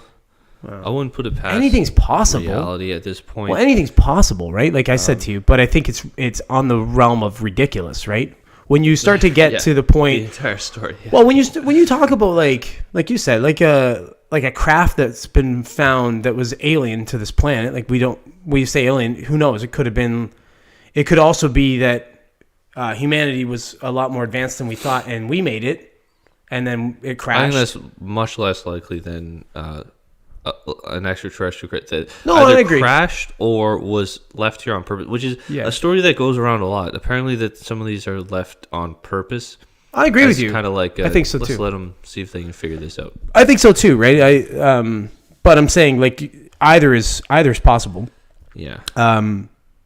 But where you start to sort of get into the realm of like absurd is when you start talking about that. Yeah, it gets very specific. And then JP shared all this. Where did JP get the idea of all this? I don't know, but I don't know. It's funny as fuck.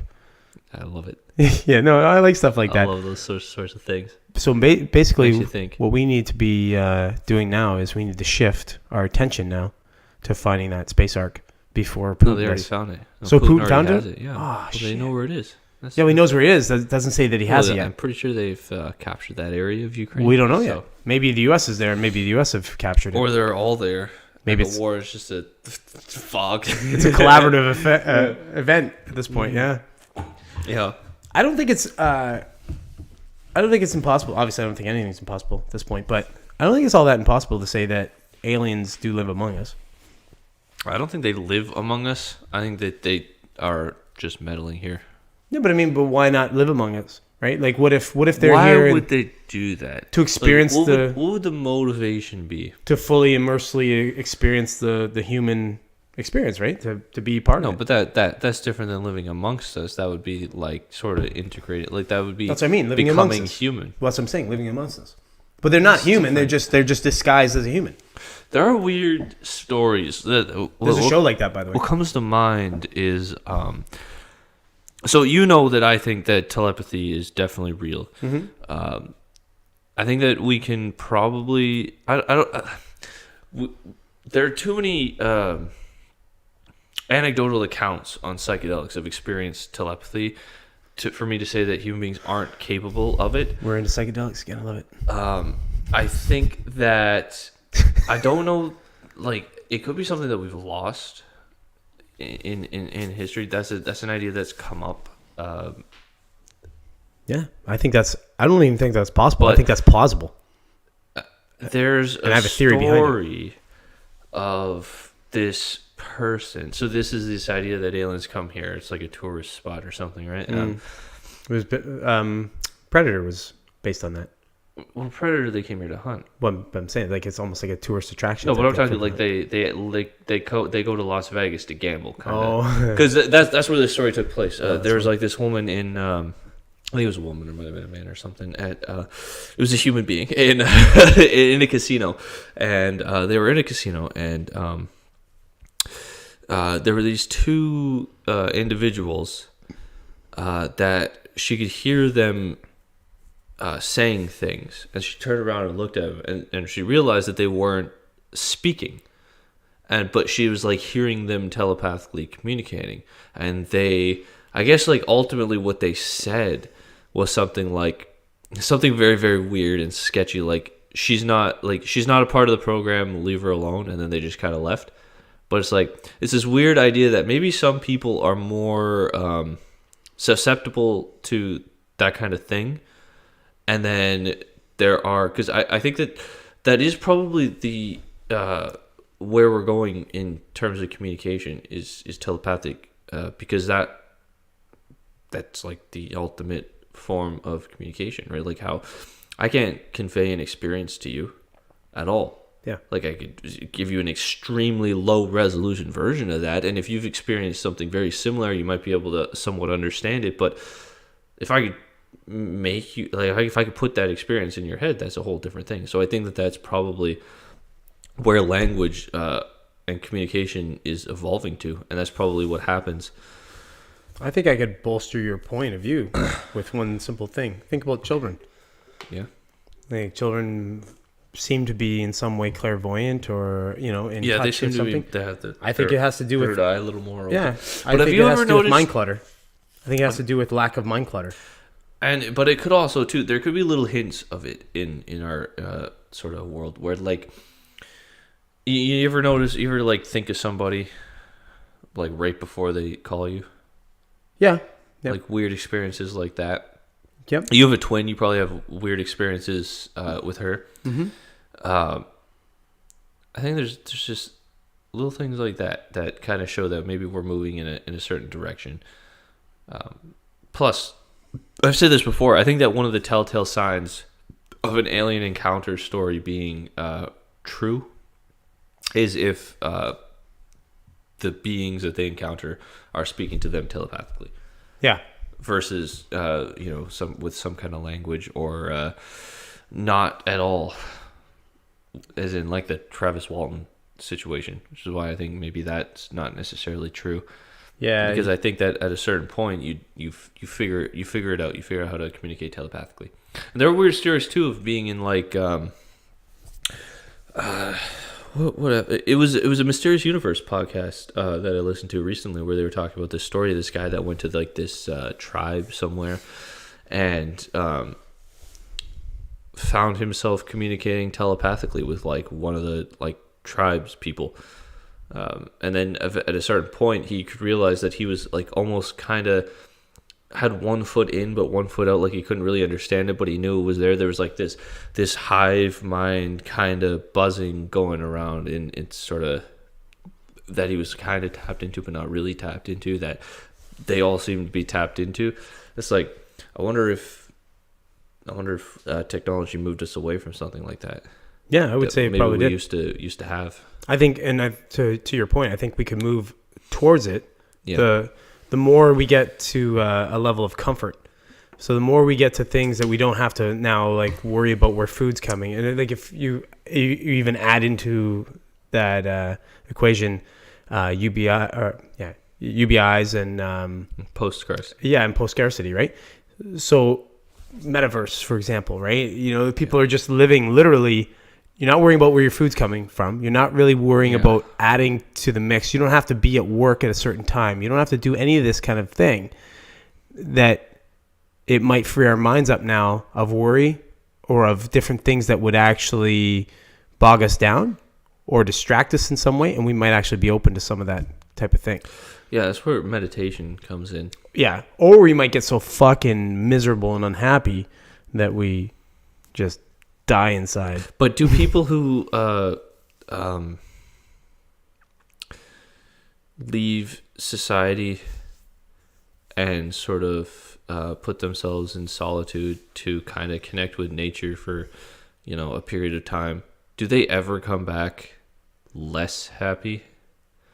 I don't know. I don't know that there's ever, like, it's always like this example that, it was like a revival. Yeah. And it, you know, did I tell you I went out with a girl like that? No. Didn't I tell you about that? Or the psychedelic chick from like a year ago or something? Yeah, about a year ago, yeah. And Yeah, she went on a 2-month whatever, like journey essentially. Like she nature like journey literally or something? literally gave up everything. She didn't work, she didn't do anything, and she was literally like living out of basically a bag, not even at some points, and she was trying to explain that experience to me. I'll be honest with you, I found her to be full of shit. Like, not that her experience was full of shit, but I just stuff she was saying. Maybe? I just find her whole take on things after the fact to be full of shit.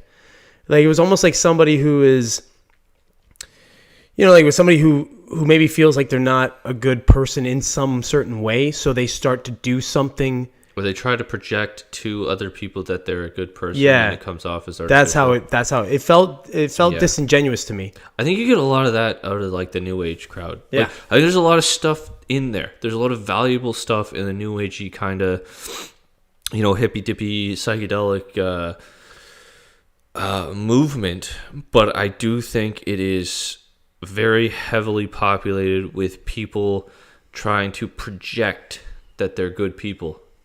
Yeah. When, you know, they're not necessarily, so maybe they aren't, or maybe they are, but they're just very insecure about it, and they're not, you know, they want you to acknowledge that they're a good person. It's like, I don't know how I feel about that. Well, that's kind of how I felt. It was like, I see what you're saying. Like, because somebody can have an experience like that and take from it and, you know, and sort of apply it to the rest of their life and maybe be better in different ways. But I felt like, when, at least the feeling I got from this particular individual is that everything she was saying after that, it was like she was trying to diminish everything and anybody else that sort of does anything in what she would call like the real world. She's like, you know, and it's like this air of elitism. Yeah. You see that in the psychedelic community. Yeah. It's one of the, I personally hate it. There's an experience that you can have on psychedelics that people call it ego death. I definitely experienced this. I would call it the Buddhist definition of nirvana pretty much describes this experience. It was an experience completely outside of myself, right? So like this fucking monkey, Tyler, this fucking, all of my experiences, my thoughts, my memories, my perspective that I have through this, gone. And completely outside of that, it was this experience, and there was absolutely nothing there. No fear, no happiness, no, like, you know, you lose all the duality because there was only one thing, and that was this understanding that I was, but it wasn't I. I is the wrong word because there wasn't any other to compare. Like, I is in relationship to you. Yeah. There was nothing else to compare. Just this was. It was just an understanding of being, and it was very profound. It changed my life, to be perfectly honest. But people have this experience, and then they come back, and it's like they don't integrate it properly. Like, they have this air of elitism around it. Like, I am better than you because I have had this enlightening experience. Where it's like, you definitely did not get the message in that experience, because I don't know. Like, it's not. I think that there's something innately wrong in this constant comparison of like, oh, I'm better than you, or you're better than me, or like we need to constantly like. There's fucking competition is fun. Yeah, competition is fun and it's great. Healthy competition. Yeah. Like, but like this fucking air of like fucking this. You know, I had this experience, therefore I am above. That's fucking stupid. I go through this thing all the time that I do to myself. I exercise this thing. It's like it's like exercising muscles, right? It's for me.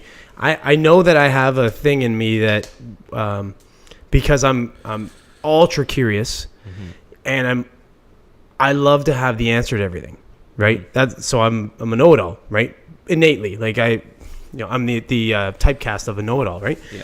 But I know that about myself, and I hate that about myself. So in order to keep things like that in check, like ego and stuff like that, because I can give you some DMT. Yeah, We'll check your ego real quick. Well, the way I keep my ego in check is I put myself in perspective. For example, physically, right? Yeah, I'm in better shape than a lot of guys, but I'm also under average height. I also don't have a full head of hair. I'm a decent looking guy, but I'm not the best looking guy. And I keep all those things in check in myself. So I keep it real. Like when people say keep it real, I keep it real. But that keeps me in check on an egotistical level. Yeah. I know I'm a fairly intelligent guy, but I also keep that in check because I know there are a lot of people that are a lot more intelligent than I am. I just happen to be a very curious type of person. Like, that's one of the reasons why I relate very well with Joe Rogan in that way. Because I tend to think I'm the same type of person that way, where I think the same sort of way as him. I think he's more intelligent than I am. But I think the same way. I'm very curious, and I'm hungry for knowledge, so I like to ask questions, all that kind of stuff. But the way I'm able to keep my ego in check is just by doing that constant exercise of saying, I'm really not that important. I find that there's something to exercise. There's something humbling about it, like pushing yourself to a breaking point. Like, it's very easy. Like, you get to a certain point, like you feel really good physically. You're like, oh man, I feel so strong. And then you start lifting weights, and then you push yourself to that point where it's like, I can't get these dumbbells up anymore. There's something humbling about that. It makes you you expose your absolute weakness. Yeah, and this is what's helped me a lot in my life. And when I had this experience, this ego death experience, it changed my perspective. It gave me like a 0 point. Yeah, you said that a number of times. Yeah, and so I'll describe it now. I've probably described this exact story to you before. Oh yeah. But I remembered this video that I saw I was in high school when I saw this video. It was one of those typical like spoiled brat kind of having a fit kind of videos, where I think what was going on was there, and the video could be fake. It doesn't matter if the video is fake for the sake of this illustrating or elucidating this perspective, if that's even the right word to use there, or articulating maybe. It's like this 16-year-old girl who's being given a car for her 16th birthday, and she throws an absolute fit because it's the wrong color. Yeah. And you watch this video and you think, fuck, what a spoiled brat, right?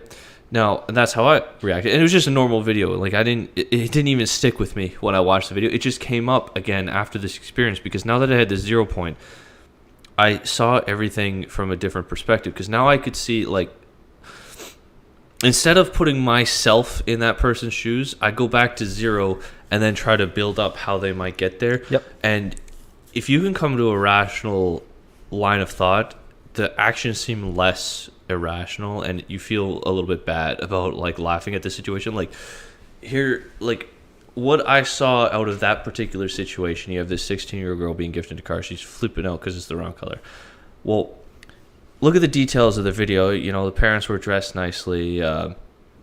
Dad's wearing a suit. It's a nice house, not like a mansion, but like it was a middle to high income type. Oh, mid upper class. Yeah, mid upper neighborhood, class, suburb still. Very nice house, but like, you know, you think of a big mansion having like a big yard. Didn't really have that, but it was still a big house. Reminds me of my uncle. My uncle had that kind of thing going on. Yeah. So obviously a lot of money, but not like set for life kind of money. Yeah. And so I'm thinking, okay, well, what's going on here? Well, maybe the parents are lawyers or something like that. They make a lot of money, but that's the kind of job that takes a lot of time. And so maybe throughout this girl's entire life, her parents have been relatively absent because they've been working all the time. And maybe they substituted that absence or that love and affection that they should have been giving to their children. They kind of substituted it for money and things. And maybe that's the case for her entire life. And then maybe she probably knew that she was going to get a car for her birthday. She probably for a whole year, she's like, I want this car and this color, you know, like a red whatever. Yeah. And I think from the perspective of a 16-year-old girl, the color is probably the most important thing, right? Yeah. So what if in this particular situation, this car being the wrong color had nothing to do with the car, had nothing to do with the color of the car. It was just another example of the love from her parents. Of her parents just not paying attention to her. Mm-hmm. And it just exploded in this fit that was put on YouTube. And it's like, that's like a way more reasonable explanation. Or that's just a perspective that you can take to kind of understand how a person might get to that point. Yeah, no, I can see it. And it really, for sure. I was able to get there from a 0-point perspective, just kind of intuitively, and it's helped me throughout my entire life. When you told me about this the first time, I can see that point of view. Absolutely, I can see both sides of the view for sure. And having some perspective, a unique perspective myself of having parents that were neglected us in all ways you could neglect kids.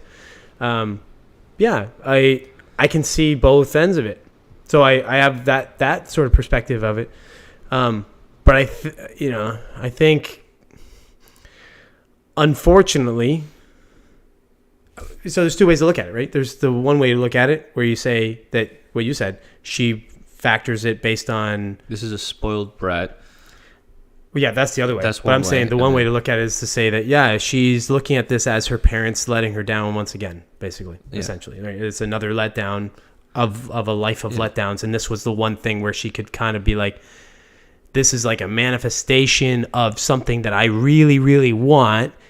And they still fucked it up. Maybe it's not even about her really. When you're a teenager, you might think that you really want something, but it's not so much that. Well, that's why I said manifestation. It's just like. It's like a representation you weren't listening. Yeah. Again. Yeah. Like you that's weren't what paying I mean. attention again. That's the term I was kind of trying to come up with when I was saying like this manifestation of something. Like she had this idea or feeling or whatever the fuck she was that she was starving for from the parents. Now, I mean, personally, because I was never given anything really, like literally, my parents, I was given $300 one time. My dad gave me $300. My sister and I $300. That was the most. I think that other than I've been given cash by other people and stuff like that, or been given things. My one buddy Randy is ridiculous, right? Like you've seen some of the shit he gives me. It's unbelievable. He's the most generous person I've ever met that way. But aside from him, let's take him and his family out of the picture because they're a different entity. Anybody in my sphere that way, like as far as parents or grandparents or anything, we never received anything from them, right? So you get a different life perspective on things, like more of a, scrounge for yourself type of thing. So yeah, viscerally, when I look at something like that, I'm like, fuck her. Like, fuck you. You didn't get the car, the color you wanted. I didn't get a car, you fucking little bitch. That's the visceral reaction. But to your point, yeah, I can see the other side of it. I can see I can see the non-physical side of it that makes her react in a different way.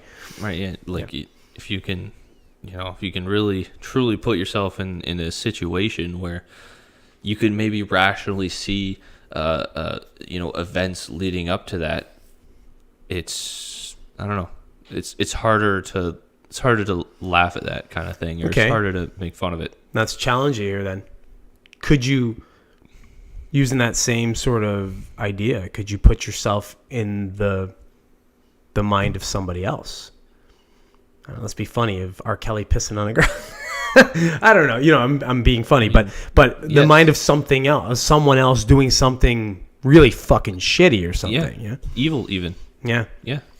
Yes, I can. Well, so I've had this conversation with people too, where I've said the only way we've had this conversation a number of times where I've said to people, I think of some really bad fucking shit. And the only reason why I do that is I'm testing my mind. Like my mind is coming up with things, and sometimes I'll think of something and it's like my mind is fucking with me. It'll put a thought in my mind of something like, something gross, like, stabbing somebody or something like that to fuck with me. And then I'm like, ugh, I get that visceral reaction of it. And I'm trying to shake it from my fucking brain because my brain's just tormenting me with it. It's like, no, fucker, think about this. You need to think about this because it's almost like that testing ground of let's see if you're fucking still sane. Let's see if this is something that still moves the mercury the right way for you. And I find that with like everything in my life. And I don't usually cower away from it. I usually kind of move into it a little bit because I'm like, no, I do want to see this. I want to explore this. I want to see if this is something that is a real thing. If I don't have a visceral reaction to something like that, I want to know why the fuck I didn't. Like, am I fucked now? Like, am I at a point? It's almost like like we're doing self-diagnostics. Like, these are self-diagnostics I go through at times to see that I'm not batshit fucking crazy or I'm not a way that I don't want to be. Because, and we've had this conversation about like pedophiles and stuff. At this point, knowing my mind now and knowing everything about me, if suddenly I had the idea that I liked kids, it's buy time. Mm-hmm. Like I'm writing a note. You know what I mean? Like you're gonna find me somewhere. But again, to our point when we said this before, if you were born that way, it's different. Like I don't think that's something that develops. I don't think so either. Thank God it doesn't. But I'm saying, but if it's like these self-diagnostic tests, we're gonna run the fucking test anyway. We'll see. Yeah. Could you do it? Even though we know what the test results are gonna be, most likely and thankfully. Right. Yeah, but I think that's important. I mean, you have to be able to understand how certain people come to act in certain ways. Now, sometimes it doesn't make a lot of sense. You can understand it, but like some serial killers, you can understand it, but it's like it isn't like they were pushed to this. Sometimes it is. Sometimes they're abused. They get hit in the head one too many times, and crazy things like that. You could you know what? I can see how somebody could end up that fucked up. Mm-hmm. But sometimes it's just like you have to. It's really hard to do, but like taking the leap of take away the sanity. Yeah. Take away the morality and insert I don't know, a desire to see someone suffer. Mm-hmm. Even if you don't have it, you have to insert it. And then you can kind of see, okay, I can see how someone can act in that way. Yeah. And then it's like, I still think they should be killed.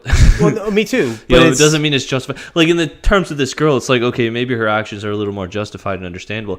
In terms of like, I don't know, Jeffrey Dahmer, maybe not, you know, but you can understand it. Yeah, and the way I look at it is like, I don't think you have to be mad. I don't think you have to be, you don't have to have any feelings about it, any personal feelings of hatred or any of that kind of thing to say, look, this is a defective person for society. This is not someone who can blend into society well, and we need to put him down. Yeah, we just need to just kill them, like, and the most humane way possible. It's fine. Just put him down. Just stick a needle in him. Bang, you're done. And that's a problem that we've solved. I have a very I have a not controversial, I don't think, but it's not a very what's the word I'm looking for? Not even popular, but it's not something you'd want to put out there very much. Like it'd be kind of like a quiet idea on something like that, like something like that. You don't really want to talk about that at parties, right? Like if you wanted to hurt somebody. Well, it's not. No, I'm saying that like to the idea of like just putting people down and stuff because they're slightly defective, like mental retardation, okay. Things like that. And I'm not saying mental retardation in the way that somebody who's Down syndrome or something like that. I mean mental retardation in the way that somebody is fucking off.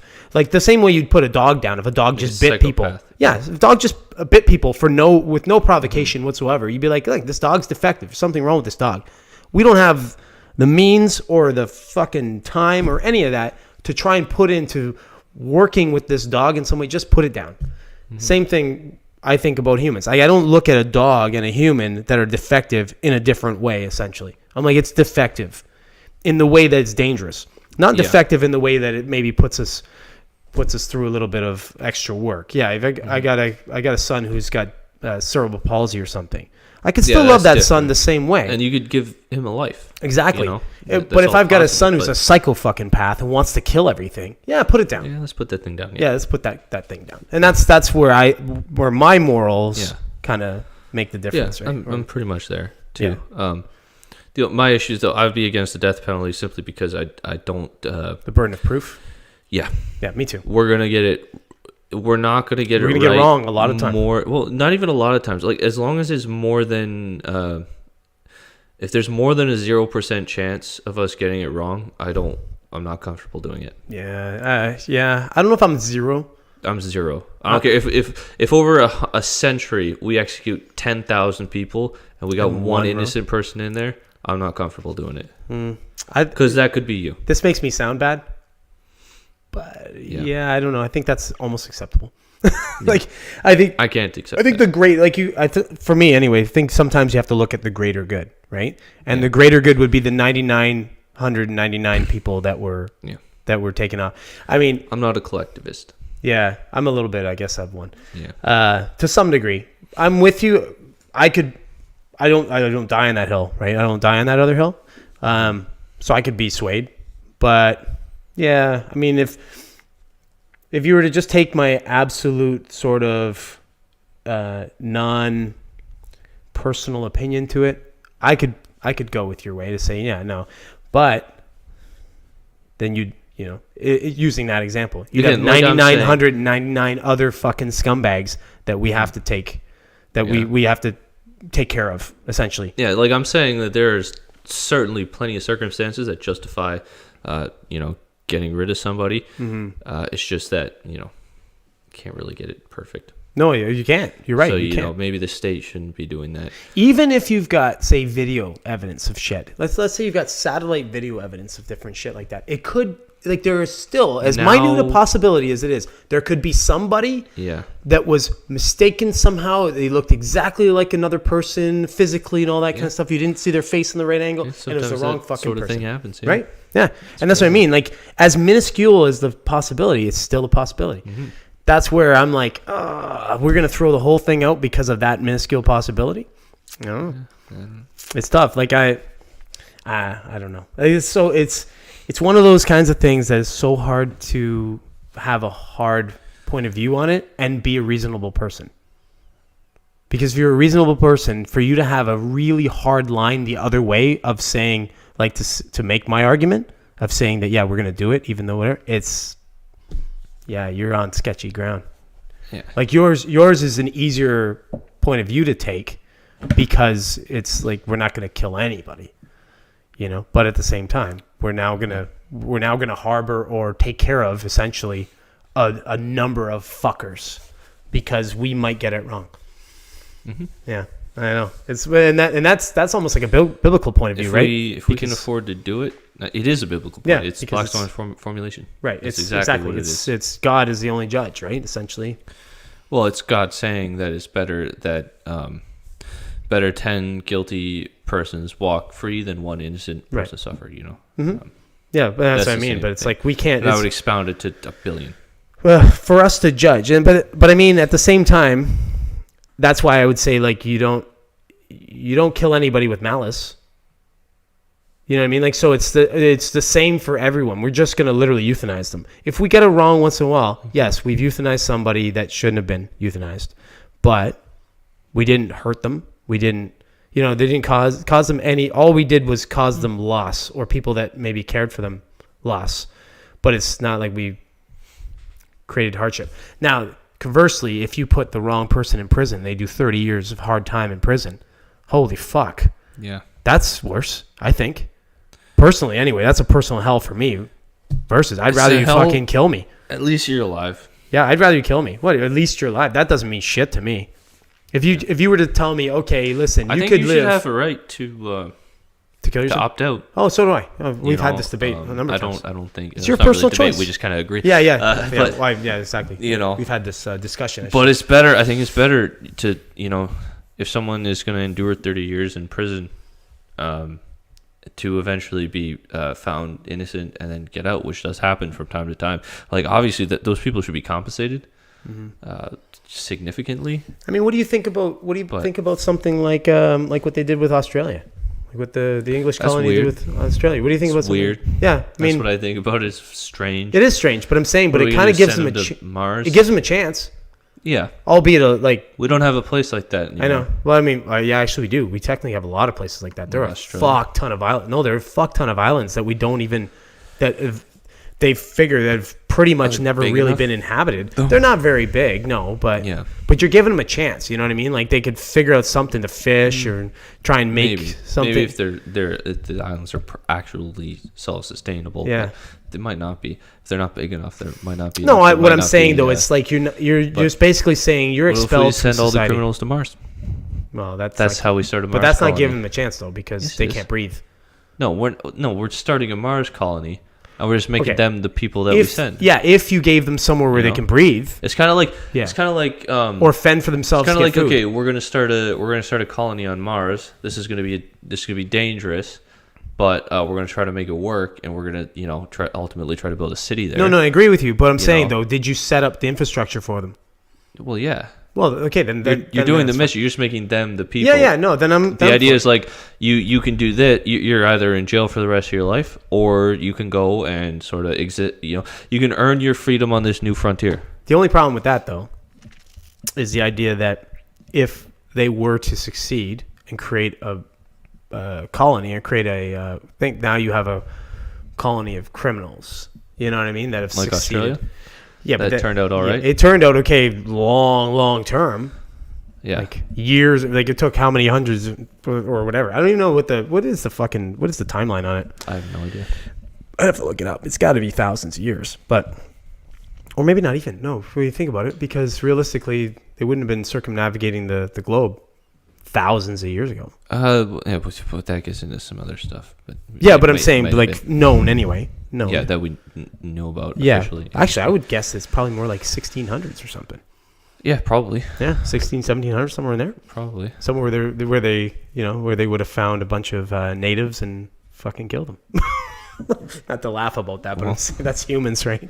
Awful. Let's just put a bunch of criminals on a Conquering fucking territory, in a place where there's a bunch of Aboriginal people and see what happens. Just savages. Yeah, let's see what happens. Yeah. You'd think that the savages hopefully would win, but No, probably not. no. Not if you send enough of them. Yeah, exactly. That's they keep sending boats, and all the savage, or I shouldn't say savages, all the native people there. They're Yeah. like, "What the fuck? Another What's all fucking this? another fucking ark?" Yeah, They used to another call them arc. arcs. Yeah, just call the ships arcs. Another fucking ark from heaven Yeah. or hell or wherever the fuck, more like hell. All right, so let's call this podcast. I have to pee again. Yeah, so do I. And yeah, we ended All up right. where we always end up. Basically, we talked about psychedelics. We did talk about psychedelics. We did, man. We fit it. You're insane. Somehow I've you lost figure my out. sanity. No, somehow you figure out how to get it in there. It's fucking related to so many time. It things. relates to everything. Like I was saying, the podcast is over now. We're gonna end this abruptly. Yeah. Hold on.